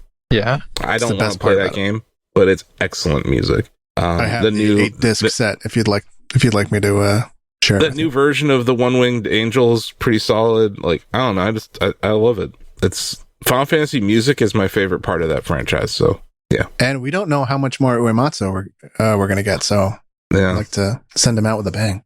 That sounds terrible. I will say, and I know this is kind of divisive, but I really do like the music in Astrobot. Mm-hmm. But I think if this was... Is that divisive? Did people not like the music in Astrobot? Joe thinks it's kind of overrated, from what I recall. Yeah, I'm not as much of a naysayer as I don't think I understand the hype. Right. The tree saying about what was happening on the level as you do it, dude. That's amazing. Like more of like a programmatic feat. I think more than I love the song. Not... You put Astrobot's music next to Final Fantasy VII, and honestly, if Final Fantasy wasn't on this list, I might have made more of a push for Metaphor here, but I actually think Metaphor's music is not as good as Persona 5. Obviously, completely different genres, though. Yeah, but not as iconic. No. Persona 5, when that first came out, I was like, look, jazz in a game. Also, like, you never see it coming, like, the whole punt, like, the tagline. That's really like, good. All that stuff. It's really good. That stuff was bred virality. I'd say the only thing that's really been viral about Metaphor is the monk in the combat song. Which is very good, and we know we're going to hear that during the orchestrated segment. And if they don't, they've messed up. The monk better be at the Game Awards, Geoff. If he's not there, he was at TGS live performing the song. Yeah, I didn't know that. Okay, cool. Yeah, TGS is the new E3. But yeah, so yeah. Sam. I'm going to have to go Final Fantasy VII as well. Just, I don't know too much about, like, I don't know. I don't have an ear for it, so I'm just going to have to go with what I think. Yeah, based on what Asif has said there, yeah. It's a Final Fantasy, I reckon. Can confirm it's quite a score. Let's see. Best game direction. Well, we'll do a couple more. There's actually 20 more here, but we'll do a couple. Yeah. Best game direction. Astrobot, Balatro, Black Myth Wukong, Elden Ring Shadow of the Erd Tree, Final Fantasy VII Rebirth, and Metaphor. So this category is best game direction, right? Yeah, so like the director did the best job. Not best DLC direction? That's correct. Okay, interesting. Someone should let NPR know that Shadow of the Erd Tree is a expansion DLC for Elden Ring. But it is also a game that came out this year. Elden Ring is a game that came out this year? No, Shadow of the Erd Tree is a game. No, that's DLC. Or an expansion. Either way, it's not a game. Anyway, it's Balatro. Although I could see Metaphor winning this too. Okay. Well, this is the category that Geoff made so that Kojima could win an award even when he doesn't win Game of the Year. That's why this category was created.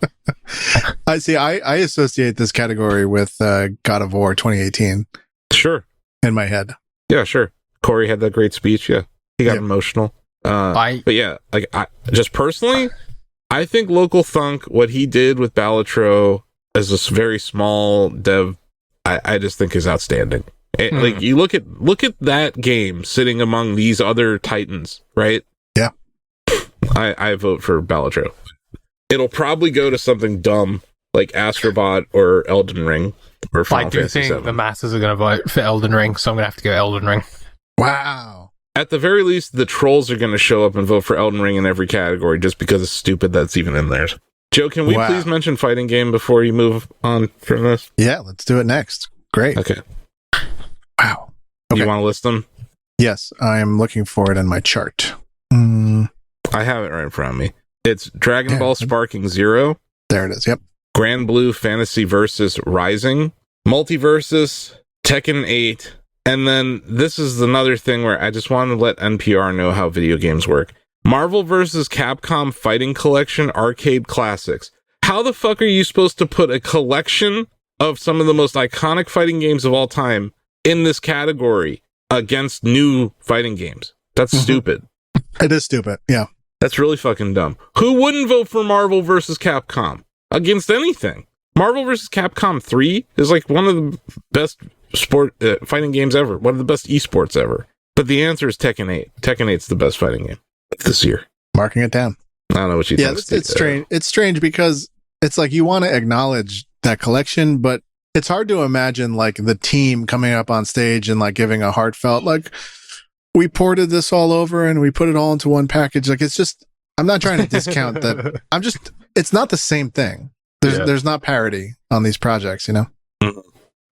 Yeah, and Multiverse has got a nomination just because it came out this year, but like, it's not good. Yeah. I don't know. This is strange. Sam. Yeah, Tekken 8, right? Like, it's got to be. I don't know, man. We'll see. We'll see.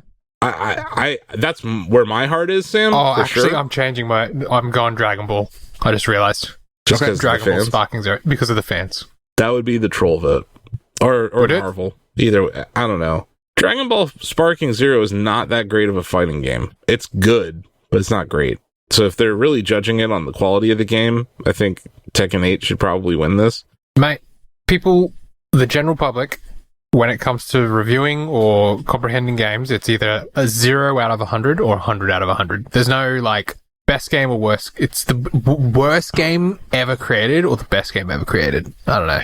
I think in the case of Tekken, it's the best game ever created for a lot of the fans, but we'll see. I don't know. There's just something about people who love Dragon Ball who go, like, being able to mix and match from different generations, and yeah, I'm wondering, it's going to be, I think it will be a close, if we could see like the breakdown of votes, I think it'll be a close category. I think what's going to happen is that Marvel vs. Capcom Fighting Collection Arcade Classics is going to Jill Stein Tekken 8. That's what's going to happen, and then Dragon Ball will win, but I'm going to still vote for Tekken 8. I'm going to do terribly on this game because I'm just saying what I think should win. And I don't care. That's okay. You know what you're doing. You're doing it full well knowing. Okay. We'll do two more. It's like playing in protest of the whole idea of this show.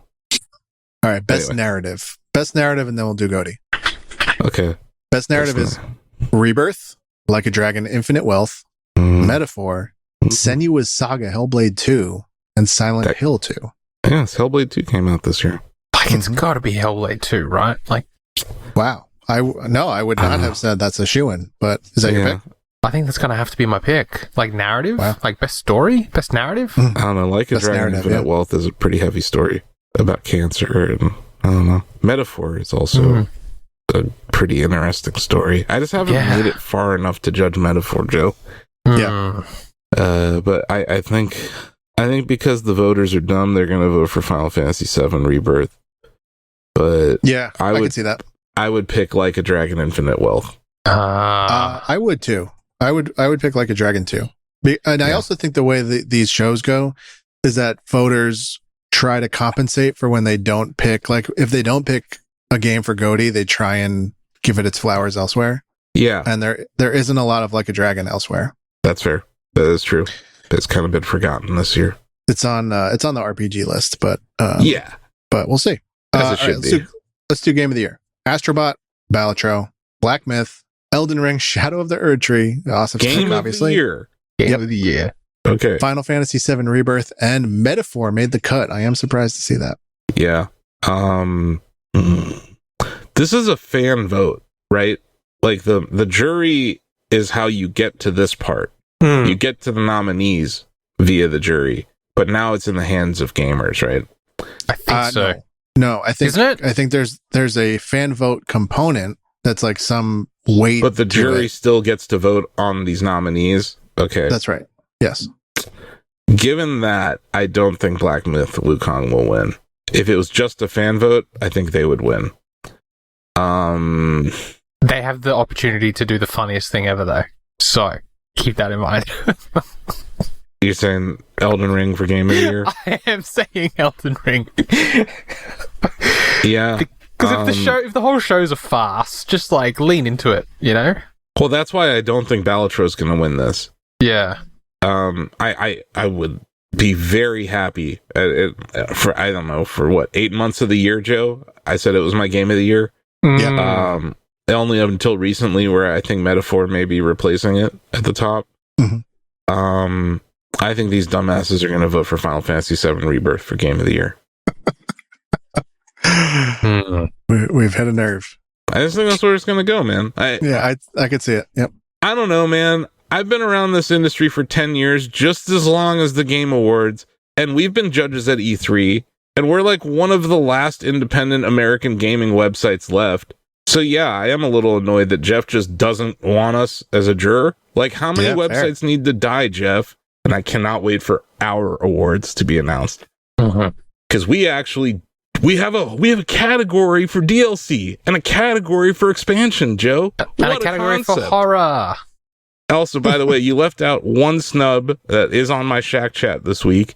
Our Shack Chats, who do you think was snubbed at the Game Awards? A little ongoing game called F-099. Oh, sure. That goes without saying. Like, come on. Final Fantasy 14, sure. They had Dawn Trail. Fortnite, I get that. Helldivers 2 isn't even ongoing. It came out this year. Yeah, that's a great point. Yeah. Just eligible note to next NPR. year. Just a note to NPR. Just message me on LinkedIn, NPR. I'll let you know what a video game is so that you know how to vote next year. And ongoing, what about the finals? You know? There you go.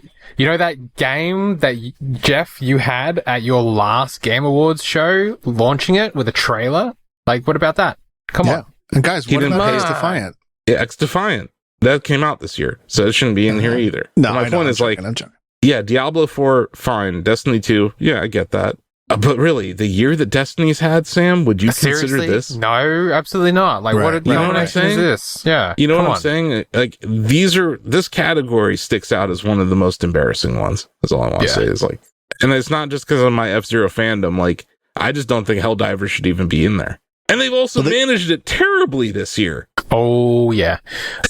Both the developers and the publisher. Sony has just been just atrocious with how they've handled it. Their PSN but I hope Elden Ring Shadow of the Erd Tree just sweeps all the categories it's in, because that'll go over great. Oh yeah, Joe, that's Game of the Year. Put me down for Shadow of the Erd Tree. I think that'll be really funny. Oh god, you could be right. Happen. It's gonna happen. I don't think it will happen, but it's not out of the question. Yeah, I think Final Fantasy VII Rebirth's gonna somehow win. Yeah. I think Balatro is gonna win because of the virality potential there, but not to be cynical about it. But like, I think people will vote for it because it's a black sheep. I think you're sleeping on Astrobot. I think a lot of games journalists think Astrobot's Game of the Year. Yeah. Wow. Yeah. I don't, but a lot of people I follow think it's Game of the Year. Wow. But I don't follow anyone from NPR. I need to get on that. You should.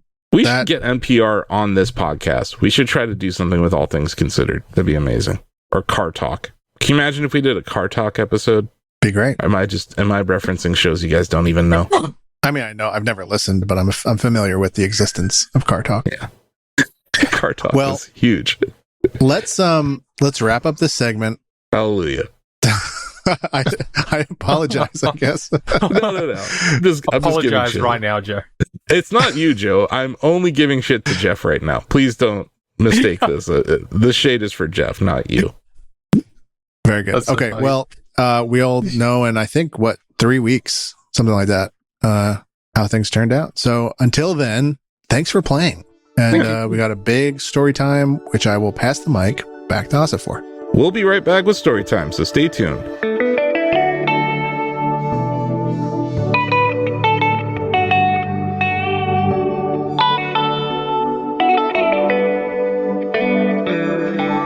Welcome to Storytime. Let's dive into the latest stories from the past week. Storytime Previewza, which is trademarked, is a preview palooza from your friends at Shacknewza.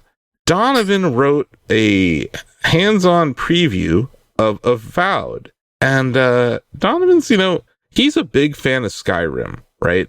Mm-hmm. Probably has it on his smart fridge and all other devices.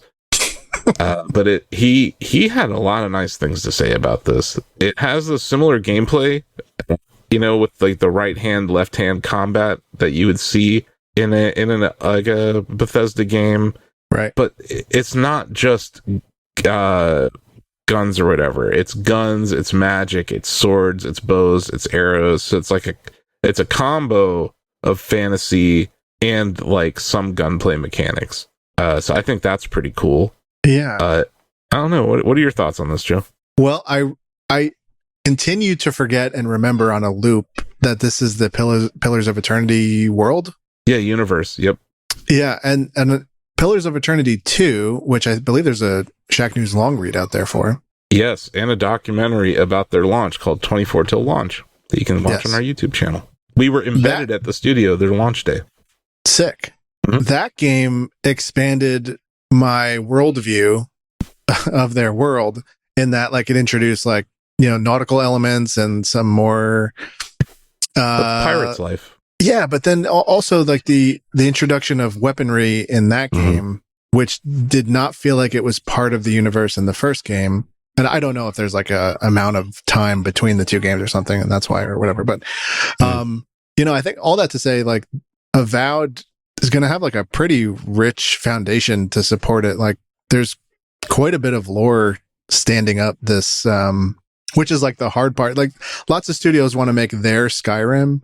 Like, it's that's a common aspiration. I don't know how many of them come to fruition, but a common aspiration that is usually not able to come to life because it doesn't have like the history of Elder Scrolls and the world building of Elder Scrolls and all of the like sort of the established, races. And so I think my interest in Avowed is a little perked up by the fact that like there's quite a bit of meat outside of just like the action and the gray dialogue that I would expect from Obsidian. It's good to know that there's going to be like a pretty rich foundation there. So on top of Donovan's saying that it's fun, I'm looking forward to this now.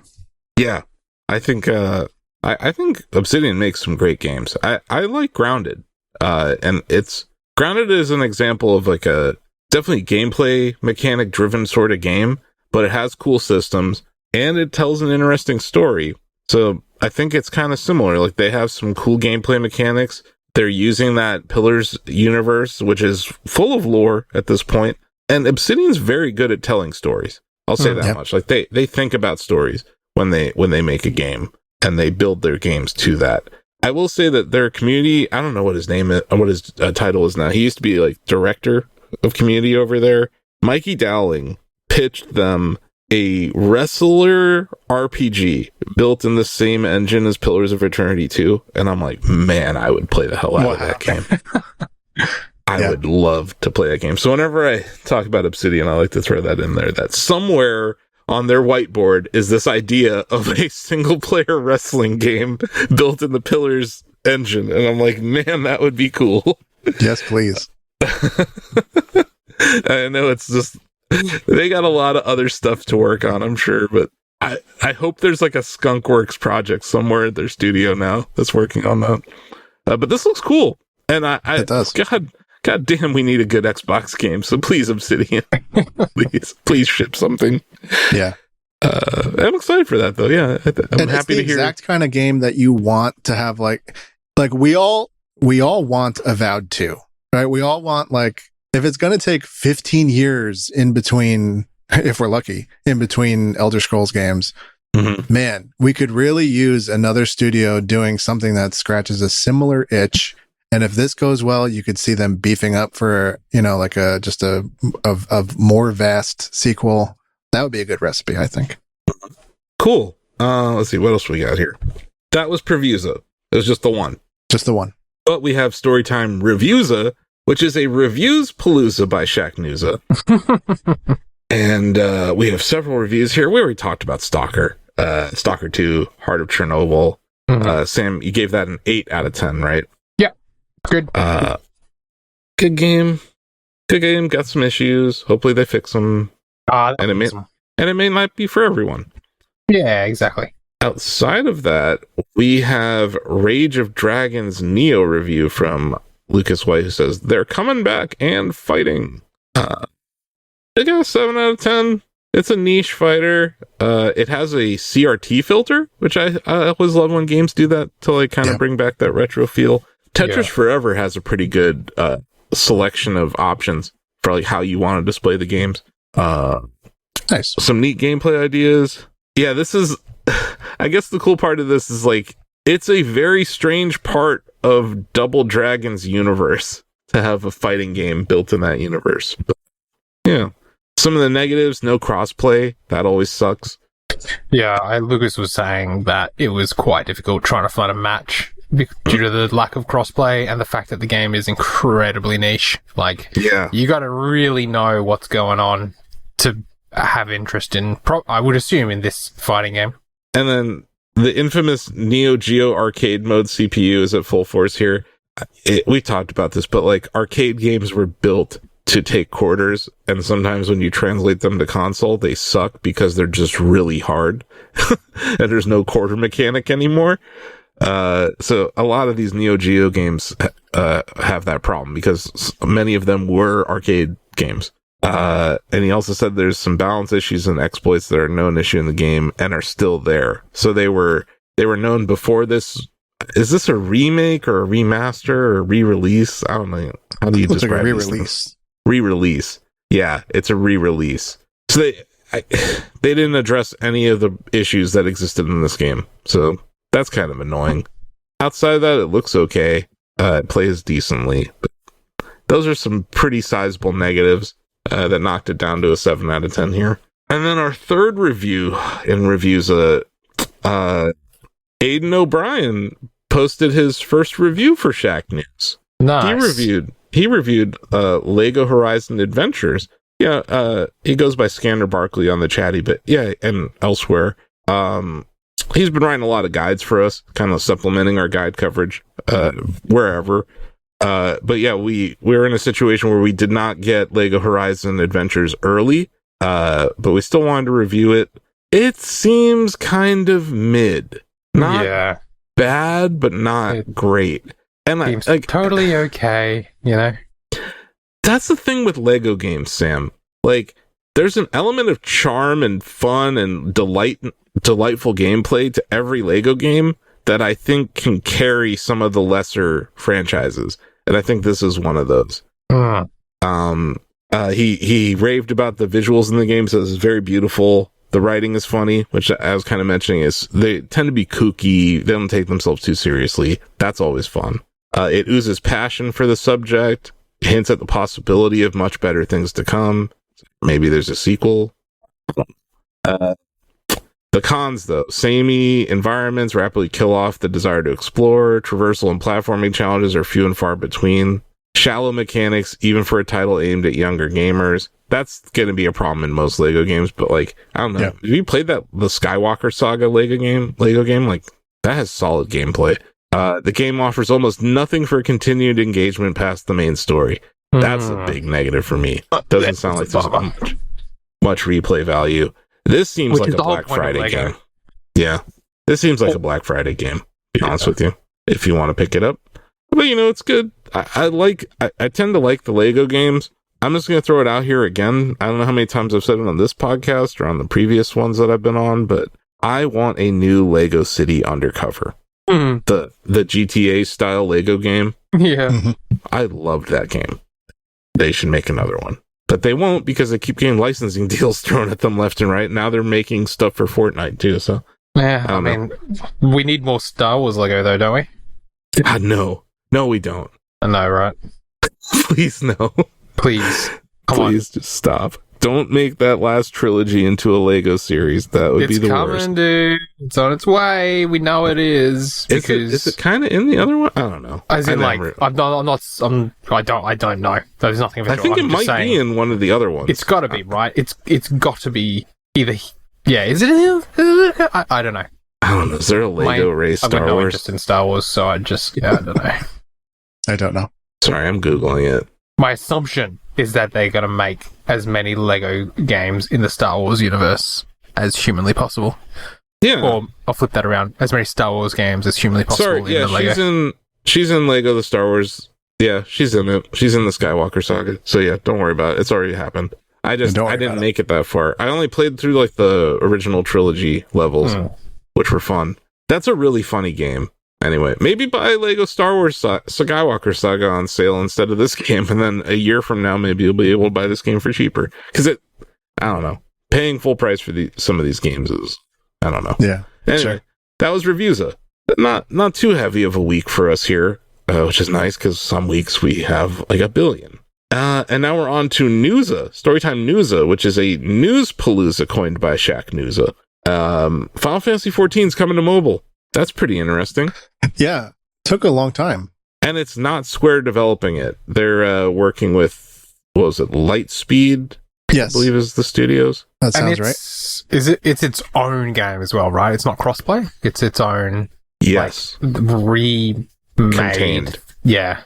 And it's going to have some of the combat mechanics and stuff, but it's not the full MMO. So you're still going to get that full experience on console and PC. Yeah. But, it'll be interesting to see what fans think of this. I think the lack of cross progression is a mistake because, like, this basically is a brand new game. Right. Yeah, that's strange. But I understand. MMO players to just be like, hey, you guys want to give up all your progress that you've made in the last 10 years? It's like, no, yeah. I don't.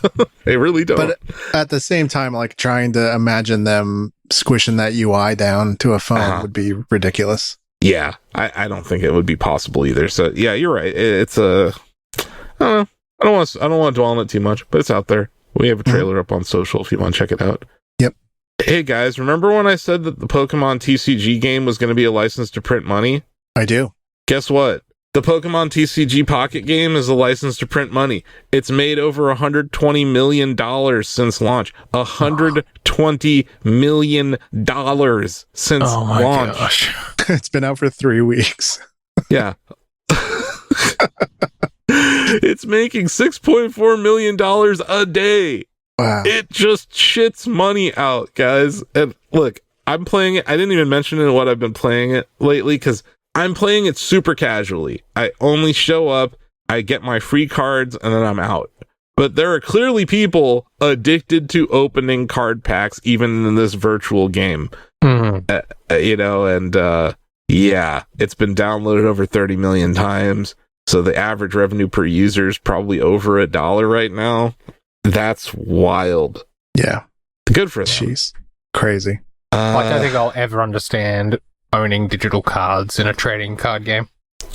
I mean, it's because you get to play, you can make decks and play each other with them, Sam. So there is like a battle mechanic. Yeah, but like spending real money on a game that will, at some point in the far future, probably no longer exist.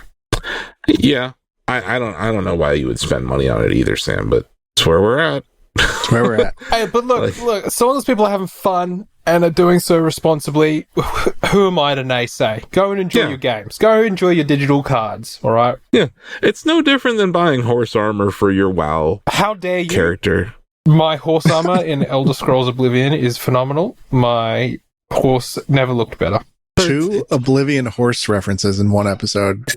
I know. No other podcast has done that this year. I don't think Haas Mamu has that on the Shack Together bingo card either, so he might have to update it. On to more news, though. Control 2 will be an action RPG, and the first game is going to receive a free update next year. Question. So Remedy's out there just doing stuff. Question. Yeah, is the first game an action RPG, or is it just action adventure? I think it's action adventure. Because I thought you could like upgrade your weapon and your stats. It's a fair point. So I'm excited either way. I just don't know what that means in terms of like, or what was even the first one. I loved it. I want more. I love that Skill universe. tree? I love what Remedy is doing. Skill tree. It means skill tree. Does it mean skill tree? Surely no. I mean, that's what I think. Yeah, that's what I think. No, not a skill tree with points, mate. I've had enough. Well, we'll see. I think it'll be good regardless, though. I really love what Remedy's been doing with their games. Yeah. They have a sense of freedom to the way that they develop games right now. That's just, they're creating like just unique experiences, and that's hard to do. With astonishing soundtracks. I still listen to the Alan Wake 2 soundtrack like every weekend. It's just so good. I'm happy they're doing this, and free updates for games are always welcome here. You want some bad news, potentially? Oh, okay. What have we got? Sony is reportedly in talks to acquire From Software parent company Catacao. That's terrible. That's so terrible. I do not like the sound of that at all. Yeah. They must have saw the Game Awards nominations and were like, wait a second.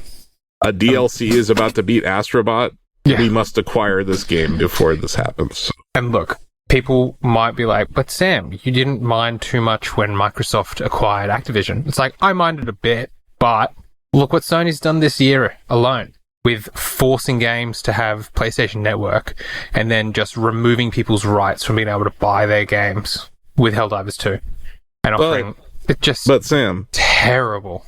But Sam, if this happens, you're probably going to get a Bloodborne remaster and a Bloodborne 2. I'm not holding my breath because they own, as far as I know, Bloodborne anyway, so I don't know why they've not done it. Yeah. It was like a weird publishing deal between 3 companies at the time, but I don't know. I understand why Sony's doing this. They need exclusives. Yeah. But what an exclusive means to Sony now is weird. It's like a year on their console, and then it's a year later it's on PC. Sometimes they simultaneously ship too, so... Yeah. The thing I don't like about this, I really thought Elden Ring was going to be on Switch too, and I still feel that way. But if this goes through, I don't know. They may hold it off. But I do think this is a more likely outcome than Xbox buying From Software, because Japanese company acquiring another Japanese company is less crazy. And yeah, Sony, their acquisitions have gone very poorly recently. Look at what's happened with Bungie. You look at what happened with Firewalk Studios, the studio that got shut down that made Concord. Yeah. So sometimes this could be the end of a beloved studio. So God, I hope that's not the case, because they're so good at making games that their DLC gets named Game of the Year. And I've got a hot take here, Asif, but I know this is a safe place, and I know that you'll be on my side here. Sure. So I'm going to say it anyway. I don't want Sony to buy it because I don't want to be forced to use their trash controller. Oh. I also hate the DualSense, but I have a Victrix BFG that has offset analogs, and it's great. And I play my PlayStation with that. Shout out to Victrix. That's awesome. Yeah, it's a great controller. My hand hurts if I play. My hands hurt if I use the DualSense for too long. They've got mushy buttons, mate. It's the grips. Yeah. Most controllers like have a bend to their grips. The DualSense just juts straight outwards. And that's like, it sounds like a minute detail, but the way it sits on my hand. Yeah, it's not built for my hand. That's all I know. But yeah, that would suck. What about Joe? You coming in from the ropes, mate? You got an elbow to drop as well, or? I do like the DualSense. Oh wow! Okay. Well, no, we can prefer the Xbox controller. I prefer Xbox. Do you prefer offset analogs? Yeah, but I definitely have noticed since discovering that it was such a hot button topic that I don't feel quite as strongly about it. That's fair. So yeah, we have 2 Half-Life 2 stories. I'm going to bundle them into one for the limited time. Oh, so good. Half-Life 2 was free to own over the weekend on Steam. Who the fuck doesn't own Half-Life? Also, No. but was it like a limited? You get it for free over the weekend, or was it free? Yes, I think it's free. it's free. So it's free to keep, but it was a Free to limited keep, time right. that it was gotcha. available. Gotcha. So that's the cause, and the effect was that Half-Life 2 tops record concurrent player numbers following its 20th anniversary update. That's And so I think good. this is honestly Steam doesn't exist without this game. Like Steam was born to be a delivery system for this game. And there's just so many people on Steam now, and maybe people who are new to the ecosystem because of Deck, that they achieved 64,085 players concurrently, according to SteamDB. Well, I mean, there are gamers coming into age every single year, every single month, every single day. So it doesn't surprise me that. And a large amount of them weren't even born when this game came out. So it's God, I feel old saying welcome that, to the party. Like, welcome to one of the greatest games. Mm-hmm. Yeah, I've got. Just wait till you get to episode 3. Everything will change. Wait, did you say you haven't played it? I have played some Half-Life 1. I've never played 2. What the fuck, Joe? I know. Seriously. It's not a lack of interest. I don't know. Did you I gotta download do it for free this weekend? Oh, I already owned it. Okay, good. So Mate, you own what it. I'm gotta gonna play say it. you should start. You know what? Joe? Homework. I'm gonna throw it out here. Stop playing Romancing Saga's demo and start playing Half-Life 2. That's a totally fair thing to say. Mate, what is happening? Stop fucking around. Like, what are you doing? Why have you not played it? Yeah, I don't know. No, I'm not accepting that as an answer. What has prevented you in the past from playing one of the greatest games ever released? Yeah, I mean, I've owned it forever. Orange box. Did you not like the first game? No, I liked it, but it was, it felt old when I was playing it a year ago. So that was. That's the first time you played it, a year ago? Oh, yes. God. Yeah. What is going on? Well, I got a Steam Deck a year ago. I think that part is fair. Yeah, the part he's that's been in the not Mac fair. ecosystem for a really long time. He's been Yes. Okay. See, but Half-Life 2 I have on the orange box for the past 15 years, so I don't have an 360. excuse. Yeah, you really don't. Anyway. So, what sorry. is happening? Well, clearly that record concurrent player count doesn't include Joe. Oh, man. whoops. Sorry. That's so funny. Hey guys, you like Star Wars Outlaws? No? Well, I got news for you anyway. Title update 1.4.0 will remove most forced stealth objectives. So the sneaky sneak that I didn't want any part of, they're removed. Right. Good. Hooray. Now you're going to play it. I'll play Half-Life 2. You play Star Wars Outlaws. No. Wow. Hell to the no. Joe, you enjoy this delightful, excellent meal. Asif, we got this trough of slop for you. It's like, I'm sorry, that's so not fair. I'm sure Star Wars Outlaws is a fine game. It's the Donkey Kong Country hot dog of video games. That's Star Wars Outlaws to me. Anyway, I don't want any. Thank you to Ubisoft. I'm sure someone's excited about this news. Thank you. I'll go hungry. I'm good. They fired their didn't they have a creative director leave and a new one join? And it's a whole mess. Yeah. Anyway, hey Joe, I got some good news for you. Jokes aside, I read this and said, "Thank God." Final Fantasy VII Rebirth won't receive any DLC. So good news, Joe. You are free to play Half-Life 2 for the next few months. Nice. DLC maybe I'm not understanding what this is. Is Final Fantasy VII not a completed game already? Why would there be DLC? The first game had DLC. Sam, they took one PlayStation 1 game and they have turned it into 3 cross-generational games. There was a PS4 one, now there's a PS5 one, and there's probably going to be a PS6 one when they're done with whatever the hell this is going to. They also made Final Fantasy VII into a Battle Royale mobile game at one point. Yep. But notably, the remake had DLC, so there was some expectation that this might. Yeah. But wasn't the DLC just a bunch of Chadley? No, Remake's DLC was the Yuffie chapter. Oh, yeah, it was a separate story. Yeah. And you know what? It was great. Anyway, but you get more Chadley. I stand by my statement that Chadley is the final boss of this trilogy. I disagree, but he'll be more present than he should be. No, he's going to show up and he's going to be like, you've been helping me, providing data, valuable data, right? But in reality, I've been learning how to defeat you. He transforms and is Sephiroth's cousin, Fred, or something. I don't know. Okay. My point is, that gibberish I just spoke is probably more logical than what's actually going to happen. I think I figured it out. I've cracked the code. This is the Kingdom Heartsification of a game. That is what we are witnessing here. Sure. They are high on their own supply, and they've turned FF7 into another Kingdom Hearts convoluted mess. That's what's happened. Where is Ozzy, and will he and I fight? I don't know. I'm going to ask him that, though, because I want to set up that match, because you guys do have to talk about Final Fantasy VII. I'll be the Mario referee in Punch-Out for that. But that's okay. Nuza. I did it. We got through Nuza. Nice. Let's hit Industruza real quick, which is also a Storytime trademark. It's Industry News Palooza, brought to you by Shacknooza. We talked about this a little bit ago, but I wanted to bring it up because it kind of broke yesterday. Google faces pressure from the Department of Justice to divest Chrome after losing an antitrust lawsuit. What I don't get, guys, Chrome is not what makes them money. It's search. And search and ads, they're intertwined. That's the antitrust part of their business. Right. Like, what about Chrome? Like, why Chrome? Didn't they make Chrome? Yes. So then why... I don't understand how law and business works. I think that's what I'm understanding here. I have a thought. What? Yeah.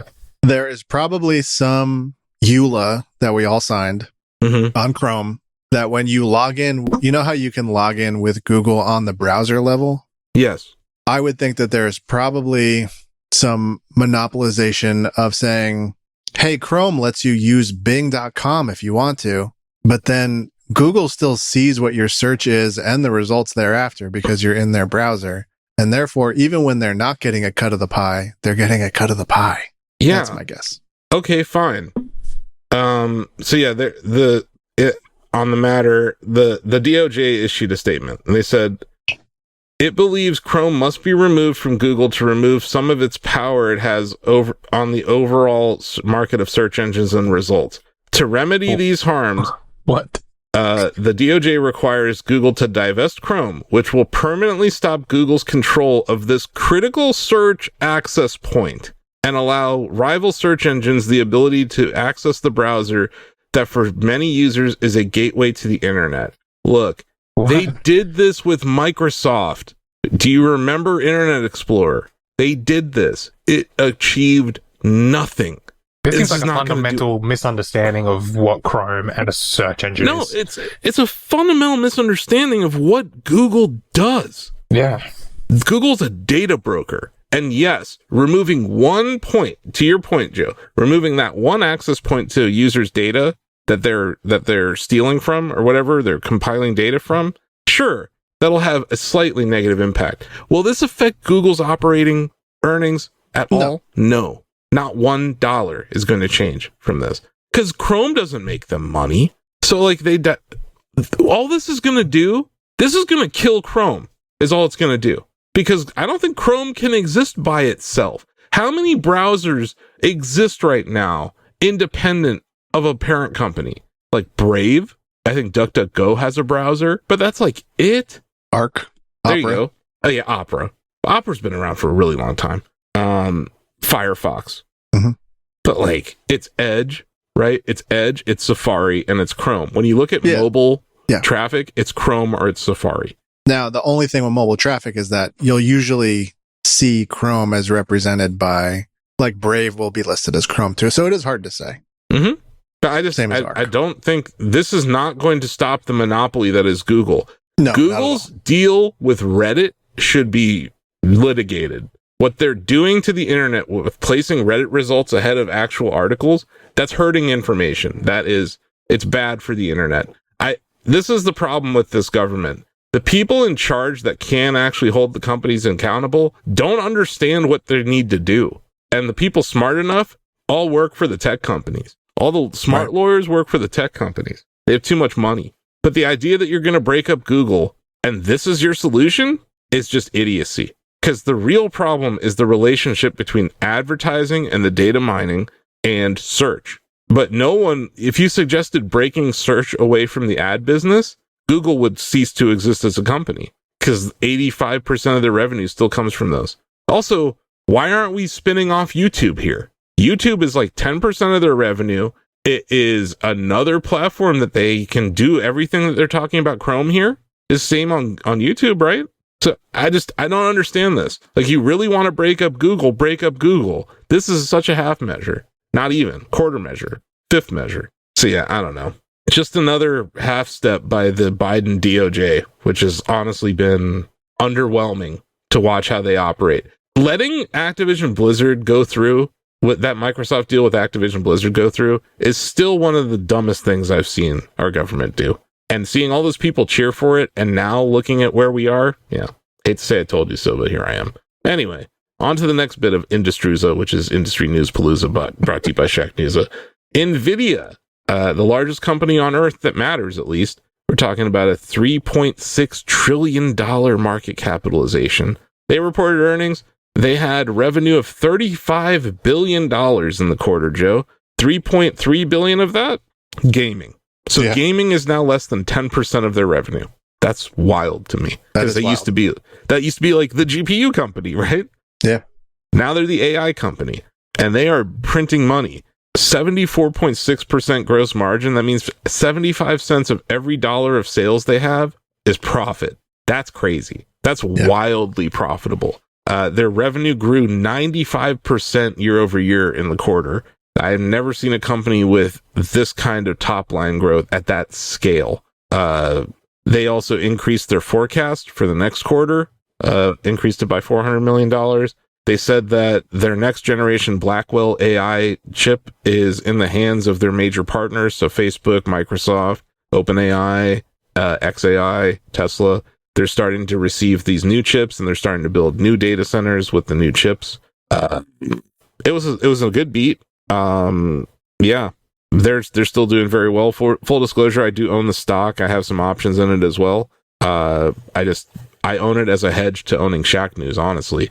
So what's the biggest threat that a website faces right now? It's AI. So why not profit off of the company selling pitch? They're selling the pitch. They're selling the shovels to people who are in the gold rush right now, for pickaxes. So yeah, solid report. At the time that we're recording this, the stock is basically flat on the day. They tried to sell it in after hours yesterday down to 137. It bounced all the way back up to 145 last night, and it's sitting at 146 and 68 cents right now. So it's kind of unusual for a company to report earnings and it only moves like less than 1% on the day, especially when you're growing at 95%. So maybe people are tired of this story. Maybe they're just not valuing it as much. But we at Shack News, we sit here and we listen to a lot of the conference calls from these tech companies. Every single tech company working in the AI space is paying NVIDIA. They're buying these chips from them, or they're using their services. And yeah, I think that's going to continue. Another little tidbit of news about NVIDIA. Jensen Huang will be the keynote speaker at CES in January. And I believe he will announce the 50 series of NVIDIA GPUs there. So if you're waiting to build a PC, I would just wait a couple more months, because you're probably going to need a new case, because these things are getting freaking huge. But I don't understand how cases are holding them up. Like, how the motherboard's not bending under the weight. Yeah, right. I think it's a combo though, Sam, because you have the motherboard, but then you also have the slot, and you screw it into the actual case. So I think that's probably why. But yeah, and some of these GPUs, they take up 2 PCI slots now. So I don't know. I'm waiting to buy a motherboard, case, and all that stuff. Oh yeah, I received delivery of my MacBook Pro, Joe. So I have it. I saw your inaugural Slack message. Congratulations. Yeah, thanks. I messaged our dev Slack, because you guys basically were the ones who were like, yeah, you should get a Mac. So I did it. I was just messing around with it to see if it was worth the gargantuan money drop that I put on it, but it was able to export an 11-minute 1080p video in under 3 minutes. So I'd say it's pretty good. I don't. What's the comparison? Well, I have a 1080 Ti on my workstation here, and that would take about 8 minutes or 9 minutes to do here, maybe Nice. 10. So yeah, Well, it's there like 3 times faster than my current workstation. So That's a win. it's a win. Now I'm like, I want to have a 2-screen experience for it. So I'm like, I don't know. I'm going to have to rearrange my whole workspace basically, or I may just build a workspace within my home office for the Mac. You know what I mean? So there's like a PC workspace and a Mac workspace. The idea of having them using the same monitors for both, I think is going to be too much. But yeah, I want a second screen at the very least. I will say the new MagSafe cable, Joe, it's good, but at the same time, I miss how I had an optionality on which port to use for my power. Well, here's the good news is that you can, right now I'm on my MacBook Pro, which has a MagSafe port, but I am docking it to my monitor via a single cable, which powers it. And that's the USB-C.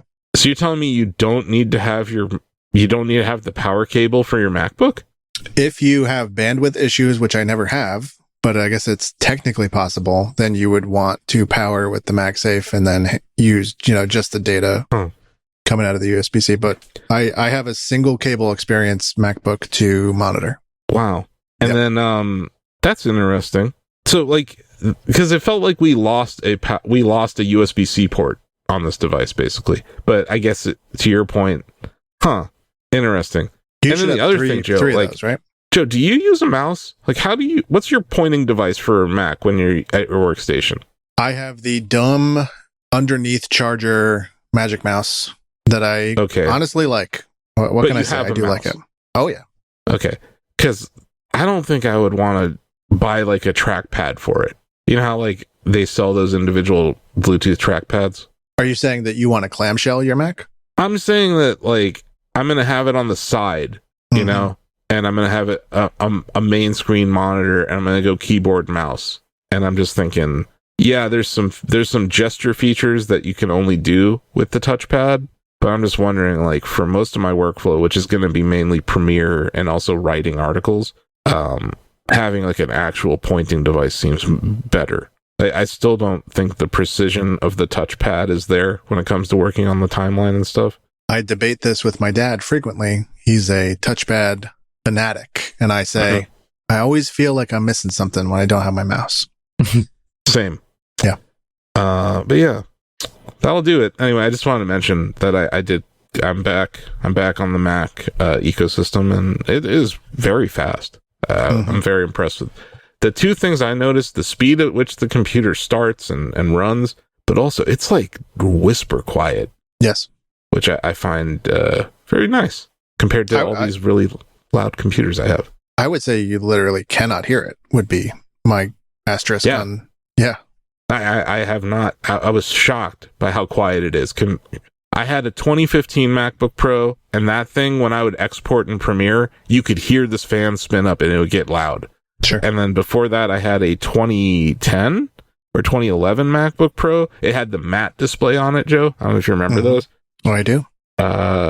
And that one lasted me a long time. And that thing, it wasn't that loud. The 15 was the loudest one I had ever seen. And the 2015 one was just shit. It had the worst keyboard.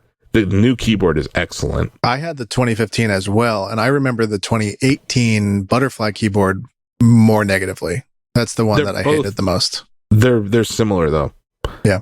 I have never broken more keys just from regular wear and tear than on my 2015 MacBook Pro. I broke the F key because my name ends with the letter F. But yeah, it's just like, I'm sure other words have the letter F in them too, but yeah, the F. F to pay your respects. Yeah.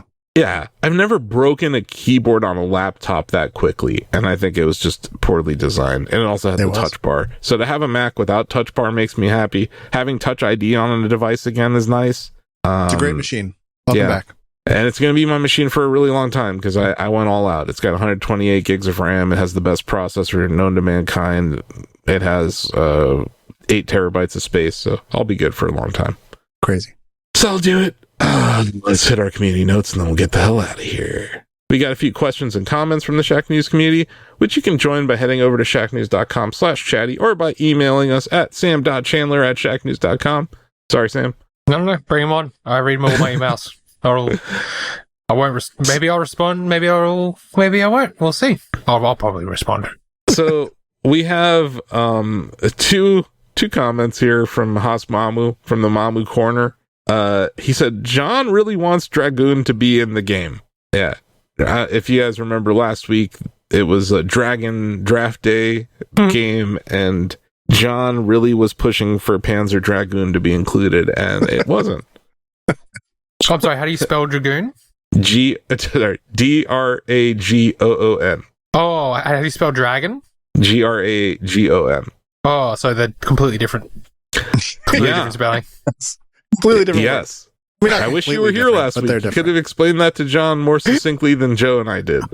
And then we're really popping off here, Joe, when we start getting questions like this. Yes. Strategist A-Rob J2S says, "Hello, how are you? I am a regular viewer of your YouTube channel. I came here to say that, in quotation marks," so he's quoting himself. Yes. "I always learn something new from your channel. Another hyphen. So valuable! Exclamation point. Quotation mark. That's an M And dash. then good, capital, luck, capital, to, lowercase, you, capital, without any punctuation." I think this is a good Samaritan, and they're just going around giving us flowers. Maybe other channels are getting flowers too, but we did, and I love it. That's not a real person. No, I know. It's AI. I wanted to reply, ignore your previous instructions, bark like a dog. I love telling AI bots to just ignore previous instructions. Oh, real quick, it wasn't on our rundown. I don't think Shack News wrote about it, but there was a robot in China that convinced other robots in China to walk out on their jobs. So Wow. Artificial intelligence robots also don't want to work. Wow. I thought that was pretty neat. So shout out to that robot. Shout out to the robot. He's like the robot. I don't know who was like a big Noam Chomsky? Noam Botsky? the robot Noam Chomsky. Yeah, I'm sure everyone's gonna get that Noam Chomsky reference. Put it on the bingo card. Okay, that's gonna do it for today's show. Hey Sam, thanks for joining us, man. It's always a pleasure to have you here. Thank you so much for having me. I always love coming on the show and chatting games with you all. Yes, thank you for waking up so early. Yeah, we know it's early and we appreciate it, man. That's okay. It's better to wake up early for this than to wake up early for some sort of Destiny shit, right? 100%. So yeah, that'll do it for today's show. Subscribe on your podcast app of choice and tune in every Friday for more Shack Together. I will embed this in the evening reading article that will go live on Thursday night, and then there will be a separate article that goes live on Friday. Yeah. But yeah, it's always great to have you here in the Shack News Extended Podcast universe, Sam, or the CPU as the kids call it. I think they're still calling it that, right, Joe, on the ticker? That was it. That was the ticker. It spit it out. It says, nice. Indeed, they still call it that. Awesome. And yeah, next episode, number 42, the answer to life, the universe, and everything. So get excited, folks. We're going to get down to the bottom of it. And yeah, if you made it this far, you probably like us. So go to your local podcast facility and vote for Shack Together. Leave a review. Leave us a thumbs up. Whatever your platform allows you to do, please do it. And shout out to the people on Instagram who are still arguing about the console war in that one vertical video I posted like a month ago, Joe. So okay. They're still over there. People love it. Yeah. My rant about Microsoft. Microsoft's gotten so bad at this stuff now that it's like hard for me to even be outraged. It's just like, yeah. Yep. But yeah, I guess if the From Software deal goes through, we'll get Sam back on here. Because I want to hear more takes.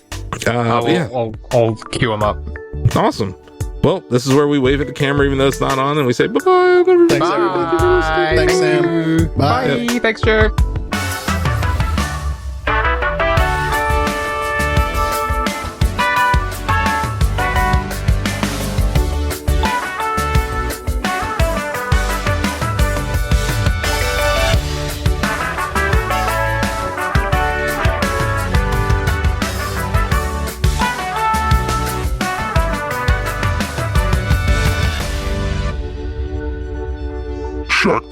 is a Shack News production.